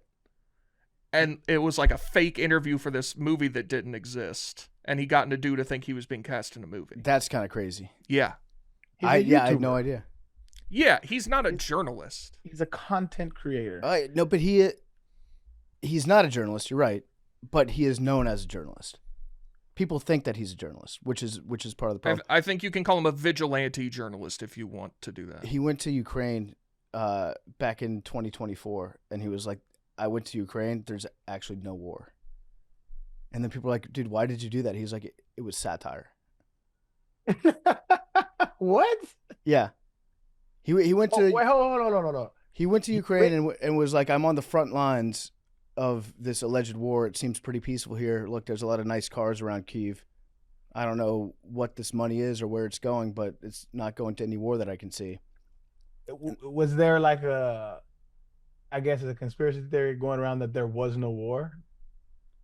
That the war was massively overblown and that all the money coming from the United States was just going to... I know exactly what the type of dude this is. He's just a little fucking dweeb. He's trying to get hits. He's trying to get impressions, man, and it worked. Yeah. I was also surprised just based on this guy's whole demeanor that this video went so viral. Crazy viral. No, you're not. You're not that impressed. I was surprised. Like, I kept watching and being like, when are we going to get to like the teeth here? When is he going to be able to form a sentence? Once every, I would say 3 or 4 months, there is something that the right is afraid of. Once every 3 or 4 months, maybe a little bit more than that. But there's something that they're like, we gotta stop this. Like clockwork. CRT, transgender. Would you not say the same of the left? No. Well, we've gone from Ukraine flags, then it was Mexican flags for a little bit. Who's afraid of Ukraine flags? Well, the left adopts a new cause every few months. Now it's Venezuela. We have to get the dictator back to Venezuela. Nobody wants that. Who wants that? Find me somebody credible. Dude, there were protests in cities all over America. Free President Maduro. I can't speak for those people. I don't know, but maybe you're right. Maybe we're exactly the same. But okay, so like to tie this back to Iraq, when the invasion of Iraq happened, and I was like, hey, this is kind of fucked up. We're not really thinking this through. People were like, oh, you love Hussein. Why do you love Saddam Hussein so much? It's like that's not what I'm arguing with Maduro. There was protests saying free Maduro. Oh, there were some good videos. I'll find them for you. My favorite one was, I'm looking for it. Hang on. Oh, here, this one. Hands off Venezuela! Hands off Venezuela! Free President Maduro! La lucha sigue! Libertad, socialismo o muerte! Venceremos! That was my favorite part, when he went into like a full Spanish sentence and nobody could copy him, so they just kind of cheered. I didn't hear. I couldn't hear anything. They also kind of stopped chanting along when he said "Free Maduro." Oh, there were significantly fewer people chanting along to that. Yeah, it sounded like a few people might have dropped out at that point. I don't see widespread calls for Maduro. There were protests like this all over the country.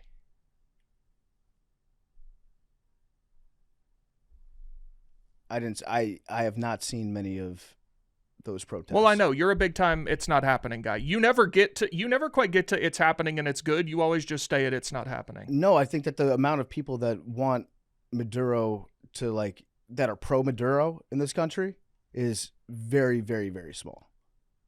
In actuality, yes, but I was countering Arian's point that every few months the right takes up something. I think the same thing happens on the left. There's a difference between takes up. That was your words of the left. I say that the right is afraid of something. Okay. Every 3 or 4 months. So the left taking up something is, I would say, it would be a fringe thing. So you're gonna find somebody saying free Maduro when that's not like an actual position, like a moderate or even leftist would say. Well, I say the right. I more mean like politicians advocating for these things. That's what I think. Me and you disagree. You be arguing fringe thoughts. I be arguing what the right is trying to establish policy wise, like banning CRT in schools, right? When it never was, right? Transgender rights, right? Like shit like that, like shit that is actually trying to get legislated. That's what I argue against. I don't argue against people saying Hitler was good, right? Because that's fringe, right? That's a fringe thing that I don't think the right holds. I argue against policy ideas. You can find me a left politician that's advocating to free Maduro. I don't think there is one. I think you'll hear him say, "Yo, you should probably go through Congress, like the law says." That's a rational response to that. But I don't think that's why I feel like you gotta log off sometimes. And like I do care a lot about what the electorate says. That's true. What I'm saying, like when I say that the right has like something to be afraid of right now, that's what I'm talking about. But when you say the left, you bring it up like some guy on Twitter you saw. There were big protests across the country about. Again, Maduro. You could protest about whatever you want. I'm talking about people who push legislation. I understand. All right. I would speculate that the vast majority of the protests are about taking military action in Venezuela and not specifically about Maduro. That's our guy. Put him back. I don't know that I agree with you, but I would like to see. I think it is purely an adversarial position to anything Trump does. I don't think it mattered who or what happened. I think there's if Joe probably Biden some kidnapped a leader of a country without congressional approval, I guarantee you would bring that up on this program and say that is overreach. You don't think you would? If Joe Biden put out the picture of Maduro in handcuffs and a Nike Tech and put a cool filter on it, I would have said, you know what, credit to Joe. Okay. Also, he did. We got. But you're the no war guy. Like, no, that's as I said, position we share. As I said, if this leads to any sort of prolonged military intervention in Venezuela, bad. I'm not necessarily in favor of it. I'm just not inherently opposed to it because Trump did it, which I think a lot of people are. But I don't understand how you could say that and have any kind of respect for the rule of law like you say you do. Well, I mean, Obama drone struck schools all the time without congressional approval. This isn't a. And I've been. Why does Obama get brought up here? I've been saying that's bad since he did it. Right. Like, this is not a. I remember Obama for. Unilateral military intervention is not a problem unique to Donald Trump. Is my point. Who said it was? Who said it was? America is founded on that. Yeah. Imperialistic ideology. I'm saying, brother. Instead of you saying, yeah, it's not that bad because he was a bad guy. Like nobody's like Maduro is horrible, yeah, for sure. But I'm saying we don't know yet. It depends what happens. There's a process. You cannot do this. It is illegal. It's not legal to do this. It's illegal to declare war without Congress. It's ambiguous whether this is illegal or not. Yes, it is very ambiguous. The language into which what an act of war is. I would say taking a leader is an act of war. I would tend to agree with you. Okay, so in this instance, I'm not saying like because I don't know how many times me and PFT been on this program saying we disagree with Obama's overreach with drone strikes. But even then, I think the legality is arguable, right? But still, I think all presidents are war criminals. I do. It was fucked up when Obama did it especially because he campaigned on being like a peace president, stopping all this overseas shit. And then he did that, and Trump did the exact same thing. Campaigned, no new wars, I'm a peace president. and then he does this, and then he's making threats to Cuba and Colombia and Mexico right now. Like, you might be next, clean your shit up. The protesters, I think for the most part, are saying this is a fucked up way to go about foreign policy, and it should stop. And I tend to agree with that, no matter who the president. And I'm fortunate that I'm able to say I've been consistent about that, because if it's Biden that does it, if it's Obama that does it, if it was Clinton that did it, if it was George W. Bush that did it, it's not, in my opinion, a good idea. And I don't see a world where we just like take Maduro and then we have absolutely no blowback whatsoever in Venezuela. Also, I suppose it's a little different because we waited until immediately after he left office, but Biden did arrest the former president of Honduras for basically the same thing. Yes. Yeah, and Bush Sr. did that with Noriega, a guy that used to be his buddy. Manuel Noriega convicted him of trafficking cocaine. It's straight out of the playbook that's existed for a long time. And just about every president has done it, and I don't think that it's good. And this is money that could be spent in the United States. America first, right? Yeah. I think that's what I'm arguing is Towards daycare and healthcare. yeah. We agree.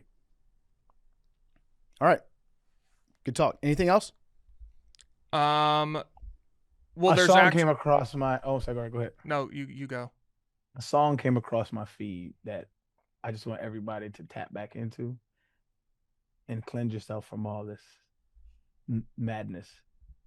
Everybody wants to rule the world.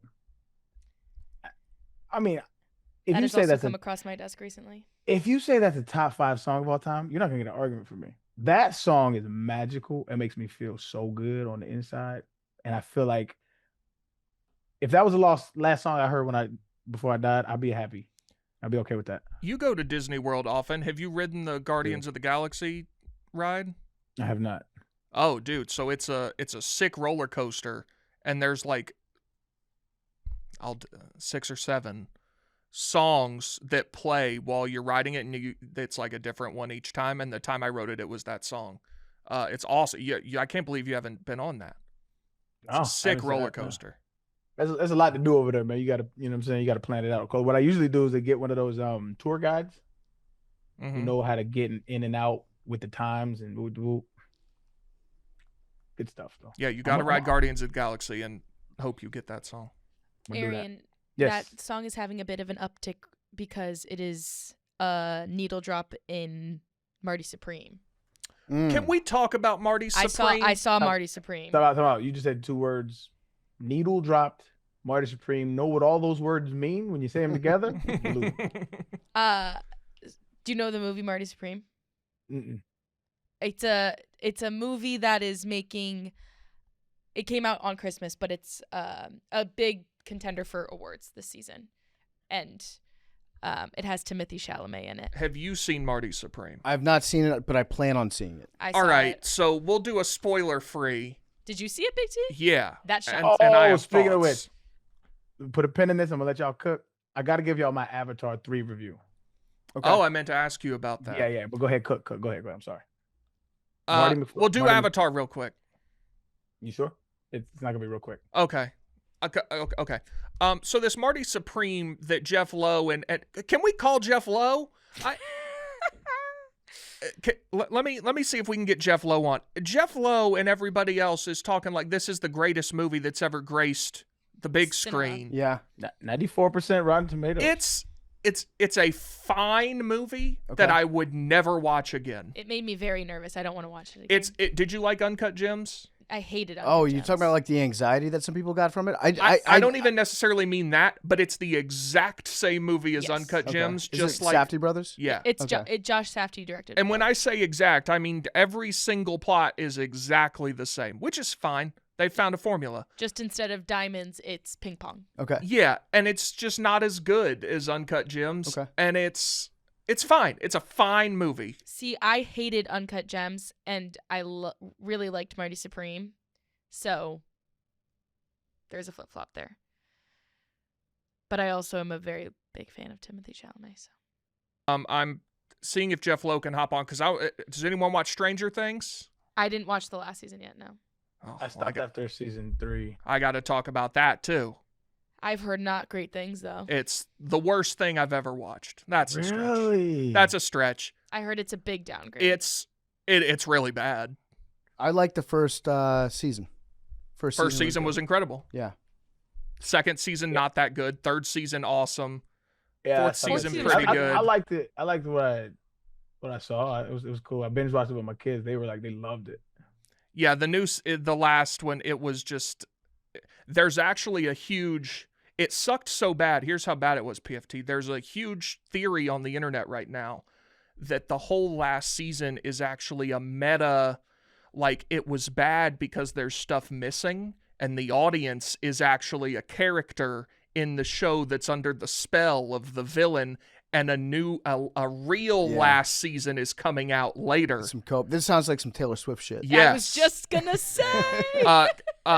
Mackenzie, can you send Jeff the Zoom link? I also watched the Taylor Swift documentary over the break too. Locked that down. What did I get cut off on? I saw watched Pluribus. So I stopped watching that in the middle of the season. I retract what I said about it being good. There were 2 episodes in the middle of the season that could have been 0 episodes. I think that's probably when I stopped watching. Nothing happened. But it picked up at the end.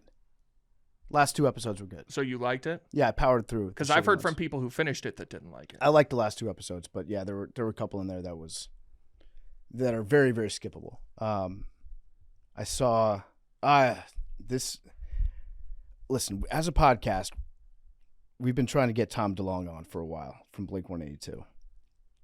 I saw the documentary about aliens, the new one that came out. It's on Netflix, I believe. Why am I forgetting the name of it was in theaters. The Age of Disclosure, and it's got interviews with like Marco Rubio, people from the United States military, very, very high-ranking people from the military, the Secretary of State.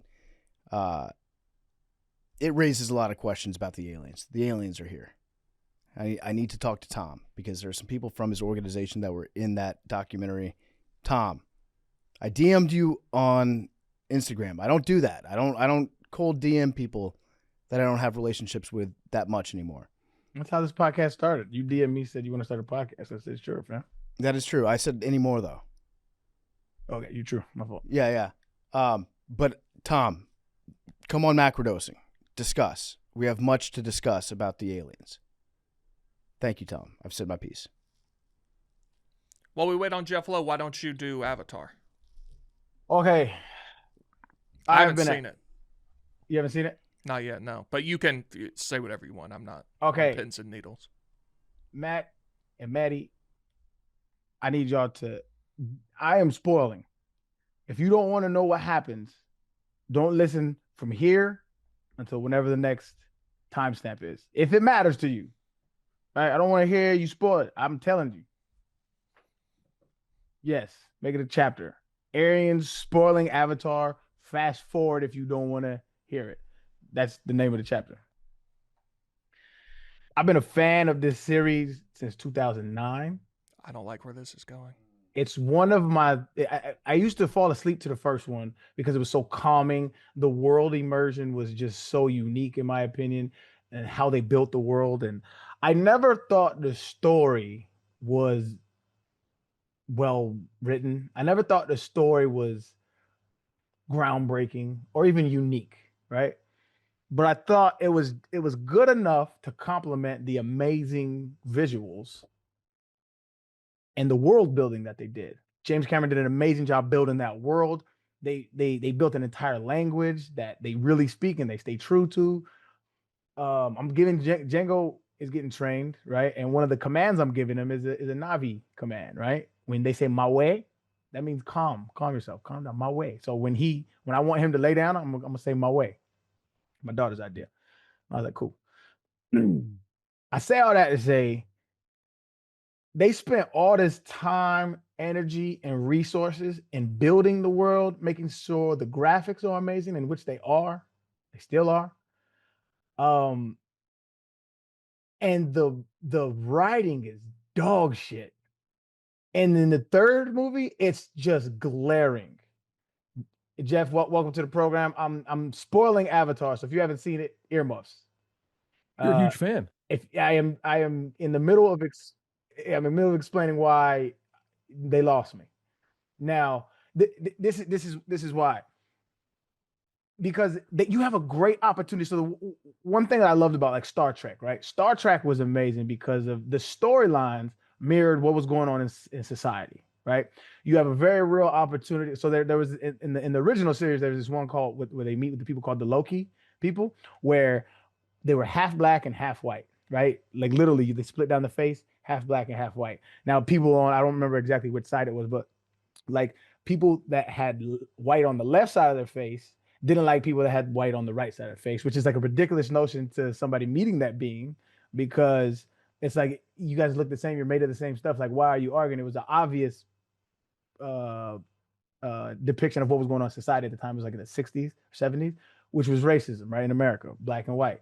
But they did it in a really dope way. The writing was cool. It was a dope way, right? And all of Star Trek's themes in each episode was very unique. And they did a unique way to like talk about societal ills, right? Avatar had that opportunity, right? There's a part in there where this could have been a real conversation where Neytiri, who is the wife of Jake, he's an Avatar body that Awa gave his soul to his human soul to his Avatar body, so now he's fully Avatar, right? He's immersed in that body. That's his body now. She feels resentment because her son died in number 2. She feels resentment from the humanness in her kids. That's a real emotion that can be talked about in a dialogue that can be related to with people in interracial relationships that feel that from both sides of the family, different cultures, different countries. Like that's a real thing that you can have that conversation. It was a 2-minute dialogue and he was like, hey, we can't fight about this. And they just left it alone. And I was livid in the movie theater. I was like, there's no way they just skip past that. There's no way. And there were moments in that entire movie where they could have had real dialogue and had good conversations about what's going on because they did an okay job of building the world, right? Now, I will say the graphics and stuff, to me, those are amazing. The world that they build, the fact that they give like culture to different species, like the whales, like those they have their own music and language and culture and how they can connect. It's beautiful. Like I love all of that stuff. But it's like, again, there's no substance to any dialogue. It is all like if you were to write a script from ChatGPT, it would come out like that. And I feel like there's so many talented script writers out there. You spent all this time building this world, spent billions of dollars on production. You couldn't find a script writer that could make you feel something. And it was just very poorly written, in my opinion. And that's saying a lot because to dissuade me from liking Avatar, it's hard. I've been here since 2009, and I just feel like they dropped the ball, and they revamped the same story from the second one.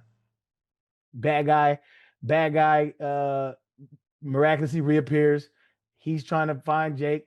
They find each other. They have a moment where they kind of fuck with each other because they're kind of the same, and then we all forget. It's the same storyline, and I'm like, why wait 2 years and write the same shit? It made me Imagine upset. if 1 year ago, on January 6th, 2025, I told you Arian Foster in 365 days will be a dog owner who hates Avatar. I don't hate Avatar. I hate what they've done to it, right? I feel like there's a possibility to bring it back, but they have to get rid of this. The character of, again, they had an amazing, I felt like, antagonist. In theory, they had a tribe of people that didn't believe in AWA. You could have explored atheism versus theism in a real way to have that dialogue, and they didn't do it. And it was frustrating because I am an atheist, and I was like, okay, I see this play. You know who had a better atheist versus theism dialogue than Avatar? The fucking kids movie Smallfoot. They did a great job of exploring that topic with with with depth and nuance and humor. They did a great job with it, and Avatar missed the mark. And it's insane to me because they spent so much money and resources on this film. You would think that they care about the storyline, and to me, it just feels like they didn't. They cared about the production. Production and action. That's what they cared about. It was the same movie. Turuk Makto came back, and I'm like, dog, you can't. They introduced a whole nother species of neutral people that came in balloons. Didn't explore that at all. And I'm like, I don't understand. I just don't understand. I'm genuinely confused as a film lover of that film in particular, that they had all these different like variables that they could have traveled through those worlds, and they just didn't. They didn't. They stick with the same shit. They ran the same play, and they got stopped at the goal line, in my opinion. Not even goal line. These fuckers are on a 50. And so I say all that to say I appreciate the series, you know what I'm saying? But I do think that they missed the mark in a very real way to explore character development. And I'm not totally off it because apparently they're up for 6 movies, 6 of these things. I don't know if that's still a thing, but if they don't up the dialogue, it's just gonna be something that, you know, it's gonna be like a Kanye album. I'm going to listen out of respect for what you did for me, yeah, all them years, but you just ain't got it no more. You know, you just ain't got it. That's it. That's my review. What are your thoughts, Jeff? That's a good review. He's kind of saying everything I said when I did mine. James Cameron's not a great dialogue writer, but this was easily his worst. This was they say bro, and they call each other bro and cuz in the first 20 minutes of the movie about 900 times. Cringe. Nothing like having those tall blue people be like, hey cuz. Like, Is the picture I saw of an Avatar person with like a fade? I thought that was a joke, but is that real? yeah, no, that's it. He's got like the broccoli haircut, but he had in the last one too. But not that but yeah. Yeah, that's I real. don't remember that because I saw the second one. I haven't seen He this was one. he was the antagonist that they brought back. What is it, Colonel Corch? They brought him back. I agree with everything you've said. I mean, it's a shame because I actually like the second one more than the first. I love it because they world built, they expanded, they showed you some new stuff, a new type of Navi, like all that stuff. And then this one, they kind of tease you with it, and then like the new people that they bring in, they just kind of go away in the final battle, which, like Arian said, it's not like a complete copy paste of the last one, but I'll tell you what, it sure feels like it. It feels a lot like it. And it's very, I like Jim Cameron. I think his like big dropping his dick on the table stuff is cool and all, and he makes a lot of money, and it's gonna make $1.5 billion again. Probably not gonna cross 2, but like at some point, it's like if you're gonna be this big swinging dick in Hollywood and like act like you're better than everybody and like talk shit about Marvel and DC, like you kind of just did what they did, but you just have a better looking movie. Fucking like that's really like what it boils down to. If he was sitting across from me, I would say, dog, fucking care. Like, why do we like art as humans? Why do we like film as humans? Because it takes us out of our reality and it puts us in a world in which we can get lost in. And you did that, but you don't care about that world. You just care about putting us there. You don't care about the world. That's what I feel like. You know what I mean?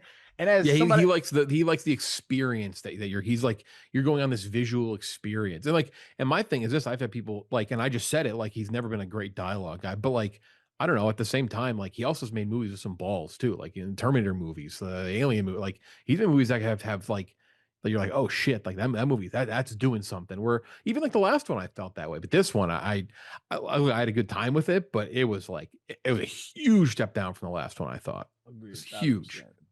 I just want this motherfucker to care. Like I want him to care about it like I care about it. I think that's what the frustrating. I think I think he just got too big for his britches. Like I could throw shit at the wall and these people are gonna come see it. He was like, this is like a shit talking hour the last couple weeks. He just loves to talk shit. It's like, all right, well, okay. Yeah. It's like, I mean, you made a theme park ride like you say Marvel and DC are, so yours is just like a little prettier. So earlier Jeff, we was talking about how I have there's a duality of man inside of me. I'm a very peaceful. I'm an advocate for peace. I'm anti-war. But sometimes you gotta slap a motherfucker. I feel like somebody gotta slap James Cameron, dog. Just slap him up out of his his little whatever the fuck he's like. Yo, wake up, dog. Hire a writer. Hire somebody. They, that cares. Hire a team. Fucking. If you go to the theme park in Disney World, if you ask the workers there about the Avatar movie, they say, "Oh, you mean the documentary about Jake Sully?" That's how like deep in character they are. It's a sick ride. I love that. I'll keep it a bean. I've been to the Avatar joint twice. The ride is cool. It's very cool. It's all right. You don't love the ride? The best ride in that amusement park, there's two: Tron and the Jurassic Park joint. That's a Universal. Jurassic Park is Universal. Oh wait. Which one is the Avatar? I've never been to that one. The Avatar's like the Animal Kingdom. Then that must be Animal yes. Kingdom. Yeah. It's Animal Kingdom. Okay. I don't remember if there's anyone better than Animal Kingdom. Expedition Everest is good. Yep, it's cool. The Yeah, Guardians that ride was at okay. Epcot's neat. Yeah, I don't think I went to the Guardians one. Man, I really need my boss to take me to Disney again. That was such a good time last time we did that. Jeff, I'll go to trip. Disney World if you ever want to go. I go every summer. This could be a hell of a trio. Go to Disney World. Be a T, good time. Jeff, and Arian. Do a little reconnaissance. Let's do What a it. great time. Anyway, Jeff, we have to talk about two things. We'll do a non-spoiler Marty Supreme and a spoiler. You can't do Stranger Things without talking about what happens. It's Stranger Things for all intents and purposes is over at this. Like it's Yeah. like Well, like, if you're someone like hold on, it's like no, you've missed some the boat. people It's seem to over. think it's not, but this Marty Supreme, you seem you're on board like this is one of the greatest movies ever. I don't know if greatest movie ever. I mean, of this century, I think it's one of the best movies of the century. I think it's really, really good. Can It's a you really good explain movie. to me I why? love Safdie movies though. Well, not Smashing Machine, but Can you tell me like what makes it so great for you?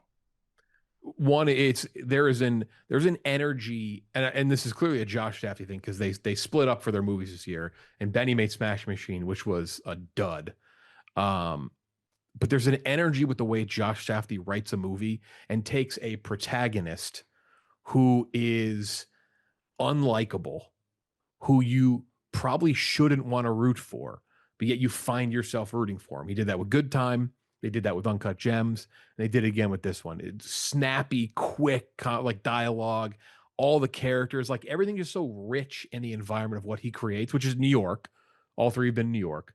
I just love them. Like it's. I hate using the word experience with movies because like it just feels like a cop out. But that is literally what their movies are to me.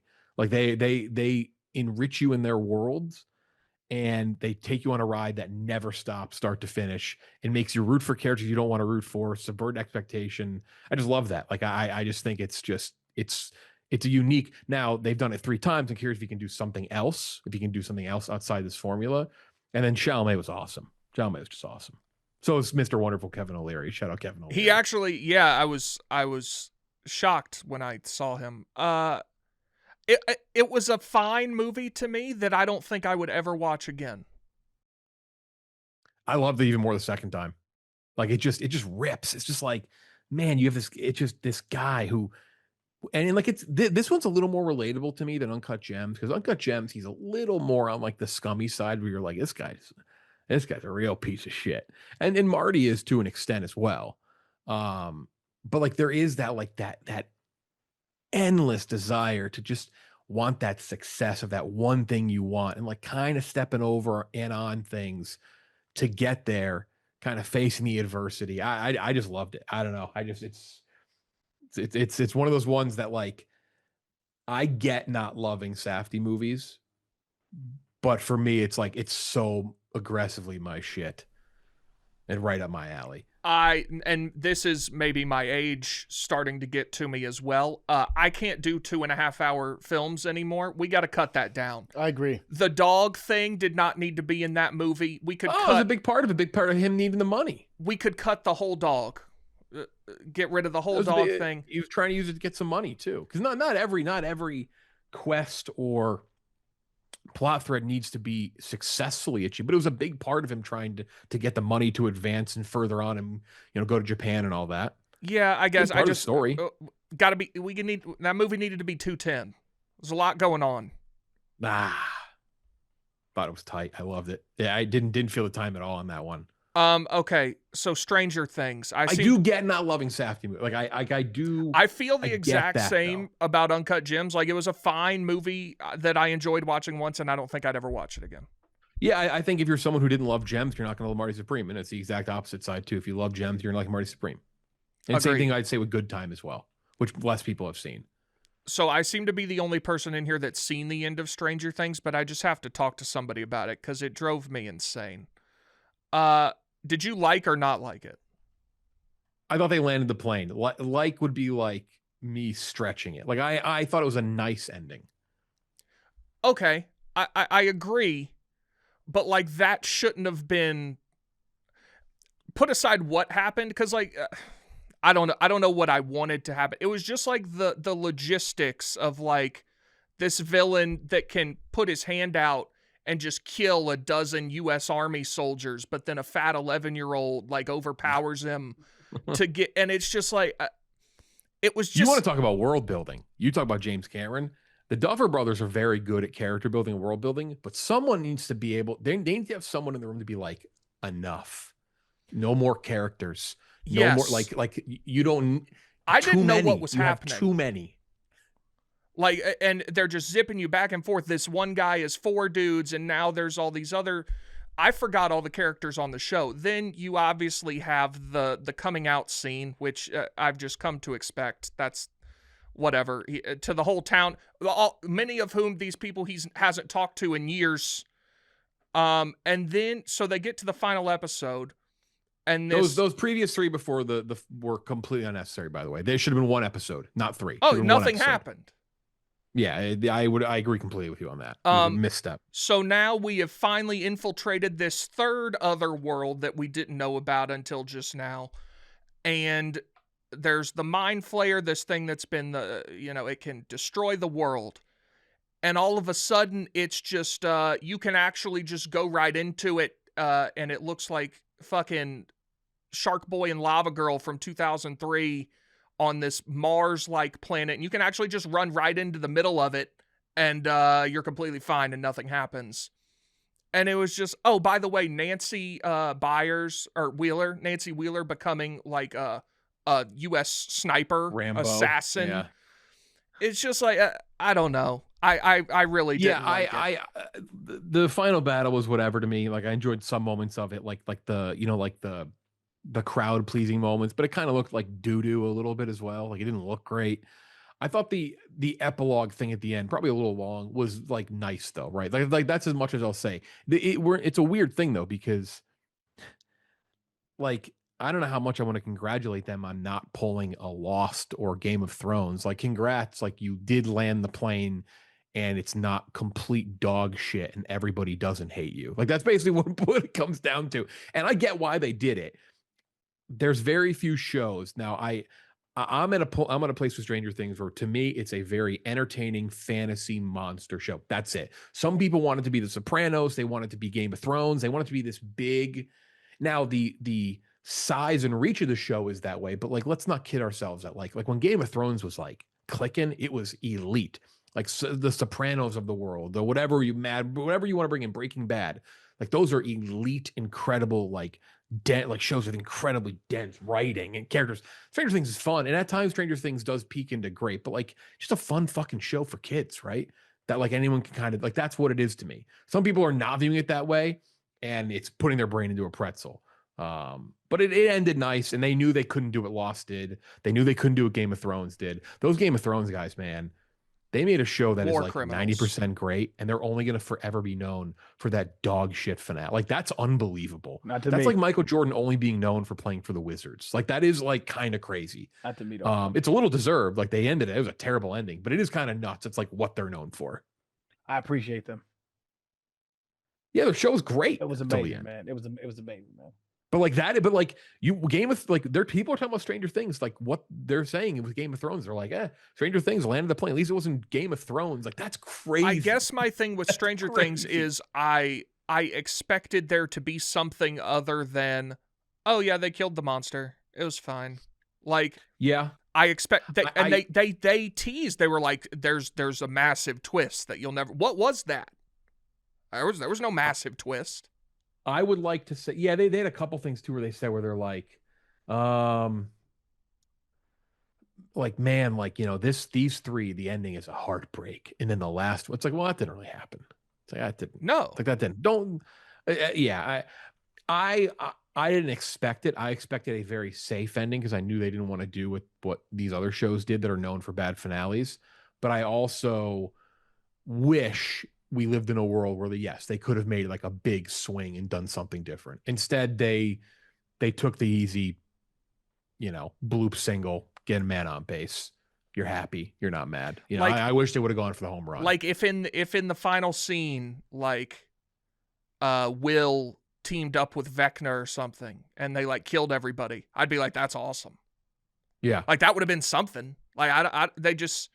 That would have been crazy, but it's never going to happen. It's like, I'm not saying that. I'm not making that as an excuse. It's just one of those things where it's like, yeah, that just wasn't going to happen. But I do think a lot of people are mad because there's a large contingent of people who seem to think that the shitty final season was actually not the final season and there's a real one coming.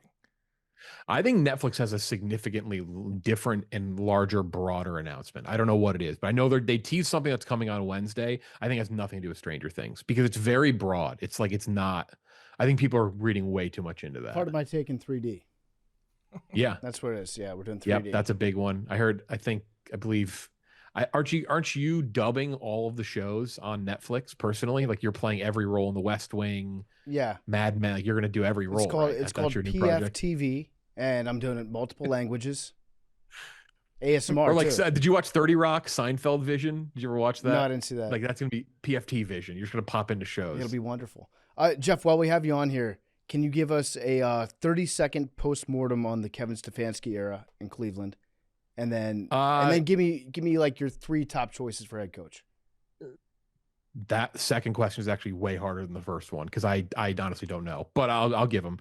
I'm appreciative for the good things Kevin Stefanski did, but I'll tell you what. There's a lot of other people to blame that organization. I'm sure you can blame Haslam. I'm sure you can blame Andrew Berry. But Kevin Stefanski was on the forefront of running Baker out of town. And all people want to talk about last couple of years is running Baker out of town. And he was right there for the meeting with Deshaun Watson. He was there breaking down film for an hour. And those two, went back and forth how much they loved it. He kind of made his bed. Like, the offense got worse every year. He was a big part of getting the QB out of town, who people say, was the better choice and they should have gone with. And he's a big part of bringing in Deshaun Watson. And that's kind of what happened. Also, he kept Joe Woods around, the defensive coordinator. He just made just too many things piled up over the years. Just glad he took him to the playoffs twice.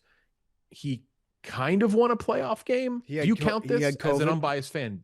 Did he win a playoff game? He wasn't there. He was in his basement with COVID, right? Yeah, I mean, he was game planning all week and stuff, so you got to give him credit there, but does it count? I think Baker beat the Steelers. Yeah. I think he gets credit for the win. I don't know that you can give it to Stefanski. It's crazy they didn't fire Andrew Berry, the GM, as well. And I know Andrew Berry had a very good draft this last year, but does one draft save you? He made some good trade. The Malik Collins thing was good as well. I think the Tyson Campbell trade was good they made. I don't know, because I like Jim Schwartz, so I don't know if I'd even think of a defensive-minded coach. Like Brian Flores would be great, but you bring in Flores, Schwartz is gone. Yeah. Do you really want to mess with the defense too much? That's a defense that was elite all year, despite the fact the offense in the field for a minute every quarter. Yeah. So I really don't know. I truly don't know, because you're also gonna have someone come in and you have a lame duck quarterback situation. So yeah, I don't think Shadur's the guy. I'm gonna come out and say that. Bold take. I'm going to look up real quick, see if DraftKings has odds on the Browns' next coach. I don't want Mike McDaniel. Are they going to let go of Deshaun? Is that? I don't think so. I think I don't know if he'll play next year, but I mean, I don't think so. I mean, I don't know what you do with that contract. And now it's really hasn't played in a while. I think you probably play Shador next year. You played yourself out of the top 2, so you can't take Dante Moore or Mendoza. Next year, the class for QB might be a little better. I know Haslam's obsessed with Arch Manning. Haslam is a through and through Tennessee, the roots of Tennessee, the Mannings, loves them. I don't know. All right, so Jeff, here are the odds on Kalshi, which we know is a very reputable source for this type of thing. The top 2 names are Cliff Kingsbury, Mike McCarthy. Oh my God. That would be, if you hiring Mike McCarthy would be, I don't even know what I would do. I think a name like Joe Brady. I don't know, I think they need a young offensive mind. I think that is the thing to do. All right, so here, buddy from Tampa Bay, the offensive coordinator for Tampa Bay. I love him. I forget his name. So his name thrown around a little bit. The new one there. So yeah, we've got the rest of the names are Chris Shula, Jesse Minter, Saw that name. Deion Sanders, Joe Brady, Brian Flores, Clint Kubiak. If you told me the Deion thing was a 1-year thing, I would say do it. It's a one and done no matter what. I'd be like, yeah, Let's just do it. see. They're not gonna be good next year anyway.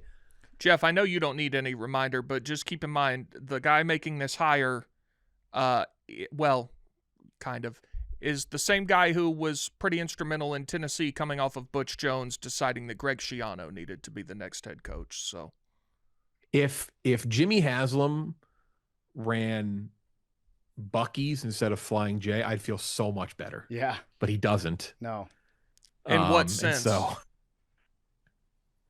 Wait, say it again. Why would you feel better? Oh, because you're saying Bucky's is a much better business. Yeah, if he was like the Bucky's guy, when you I'd be said like, that, in great. my mind, I was like, well, Bucky's would be shittier. So It probably would be. Probably. I'm glad probably he would. doesn't.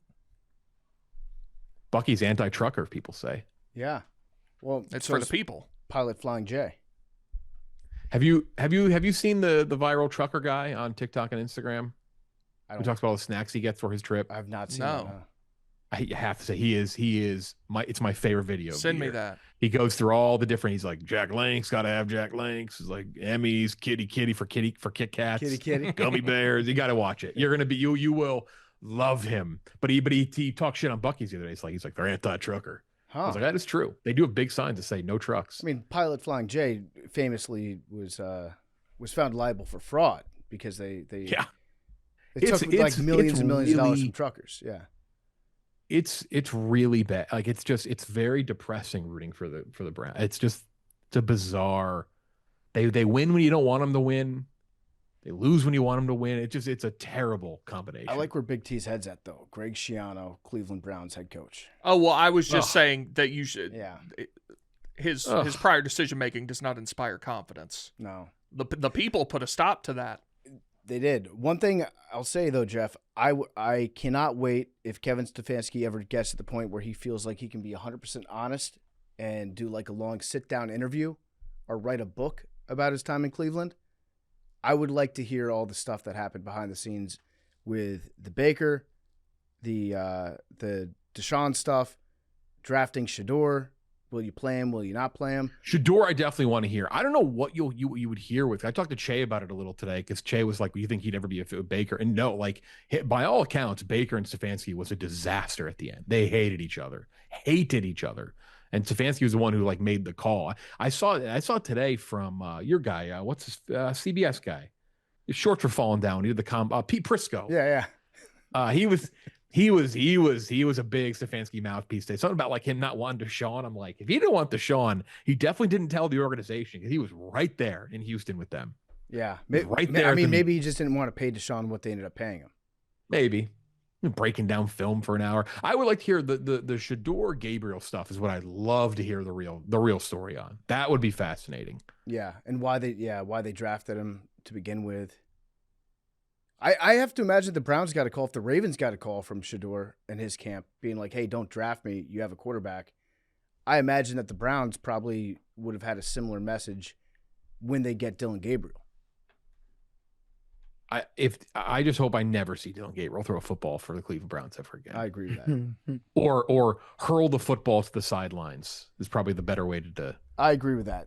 The Browns deserve some happiness. I hope you get a good coach. Two head coaching searches for me. My football team is just like, it's just sad. Congrats on Miles Garrett. It's a sad existence. Congrats, Miles. All right, thank you, Jeff. Thanks for breaking down film with us. Of course. Anything Thank you else guys. we need to be watching right now? I mean, no, it is the absolute worst time of year for new movies. But there's still some, if you didn't see some of the big ones this year, obviously now's the time to catch up with the Oscars right around the corner. We just did our top 20 of the year. I liked a bunch, some foreign things as well, but I love Marty Supreme, loved Sinners, love One Battle, Sentimental Value. I saw a recent movie which It is the you could make a movie. You couldn't make a movie in a lab less suited for me that I love, called The Testament of Ann Lee. It's about the Shakers. Oh yeah. It's a period piece about religion, and I loved it. It's got like a musical element to it. Amanda Seyfried's in it. The most fun movie of the year, though. Did everyone see F1? No. Yes. That's the most fun movie of the year. It's good. It's such a cliche sports movie. It's not going to do anything blow your mind, but it's just a good time. Yeah, good, and I would never watch it again. I feel the same as Marty Supreme. You're just a one and done guy. But there are movies I love watch. If I'm flipping through TV and Moneyball's on, I will watch the rest of it regardless of what else I have to do. Social Network, I will watch as many times as you want. Best movie of the century. Oh, was that Bill Simmons thing? No, Bill Simmons thing. Have you seen the Bill Simmons thing? That's it's the funniest discourse on a list. Take every Mount Rushmore you've done, take any list you've ever tweeted out, anything.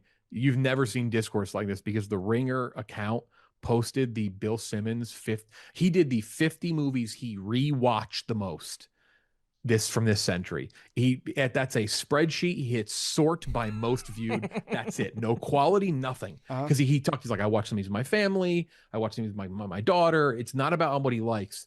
But the Ringer posted, it's like Bill Simmons' top 50 movies of the century.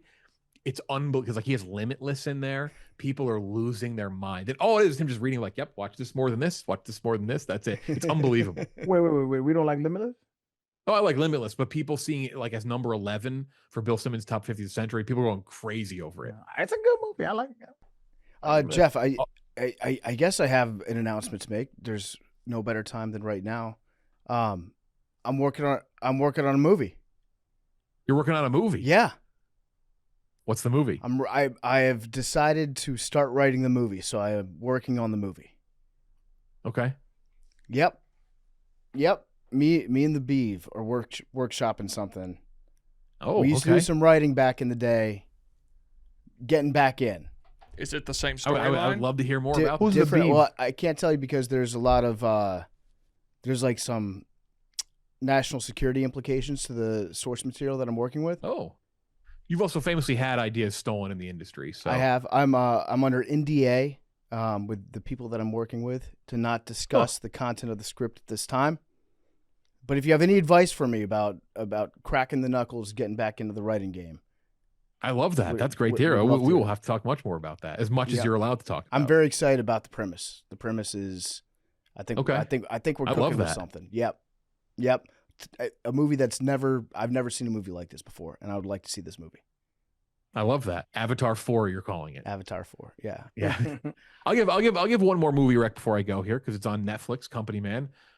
This one, I don't know if this is like a repeat viewing, but I thought this was incredible. It's kind of climbing up charts, called Train Dreams on Netflix. Slow drama, but I think it's fantastic. Has not been receiving as much love as I think it probably should. So you can stream that. It's on Netflix. Okay. Train Dreams. Little rec. All right, folks. Thank you, Jeff. Oh man, Thanks for having me. See you, buddy. Emmy winner. You'd never know I don't know it. if you saw the little Easter egg in the background. I love Jeff. You'd never know. Jeff is the best. Also, new season of The Dozen starting soon. Just got that text from Jeff today. I'm still a free agent. When's opening day? Super Bowl? Returning champion. You got a squad, Big T? Yeah. What? Whoa, Maddie, we can't do that. Wait, what's the surprise? He moved on. It's okay. I know that we're not doing trivia anymore. To be totally honest with you, I was planning on retirement, and then Jeff. Yeah, I thought you were retiring. Jeff texted me, "Would you be on this team?" And I just didn't want to say no. So I am on a team. Yes. Are you allowed to reveal who's on the team with you? I don't know, but I'll do it. It is myself, Jack Mack, and Dante. Oh, geez. Wow. We are called the Red Team, and I think we have a pretty good cast of characters. I'm happy for you. You deserve better than I was. No, but you were a good. You made the show. I was probably funny. Yeah, vibes guy. I don't know a lot of shit about sports though. You catch me in 5 years, I'm gonna know a lot more about baseball though. I love that. We have some baseball business to handle when the show's over. I have to ask you about something. My dog. Guys, right. this leave a little is cliffhanger probably for the people. This is how much we missed each other. This is probably the longest nano dosing of all time. We is. a lot of show today. A lot of show. Do we want to cut some of this out and put it in on Wednesday? No, let it rock. Let it ride? All right. people. Okay, well, we will see you guys in that case on Thursday. We love you guys. We had a lot to talk about today. A lot to get into. See you guys Thursday. Love you guys. Peace.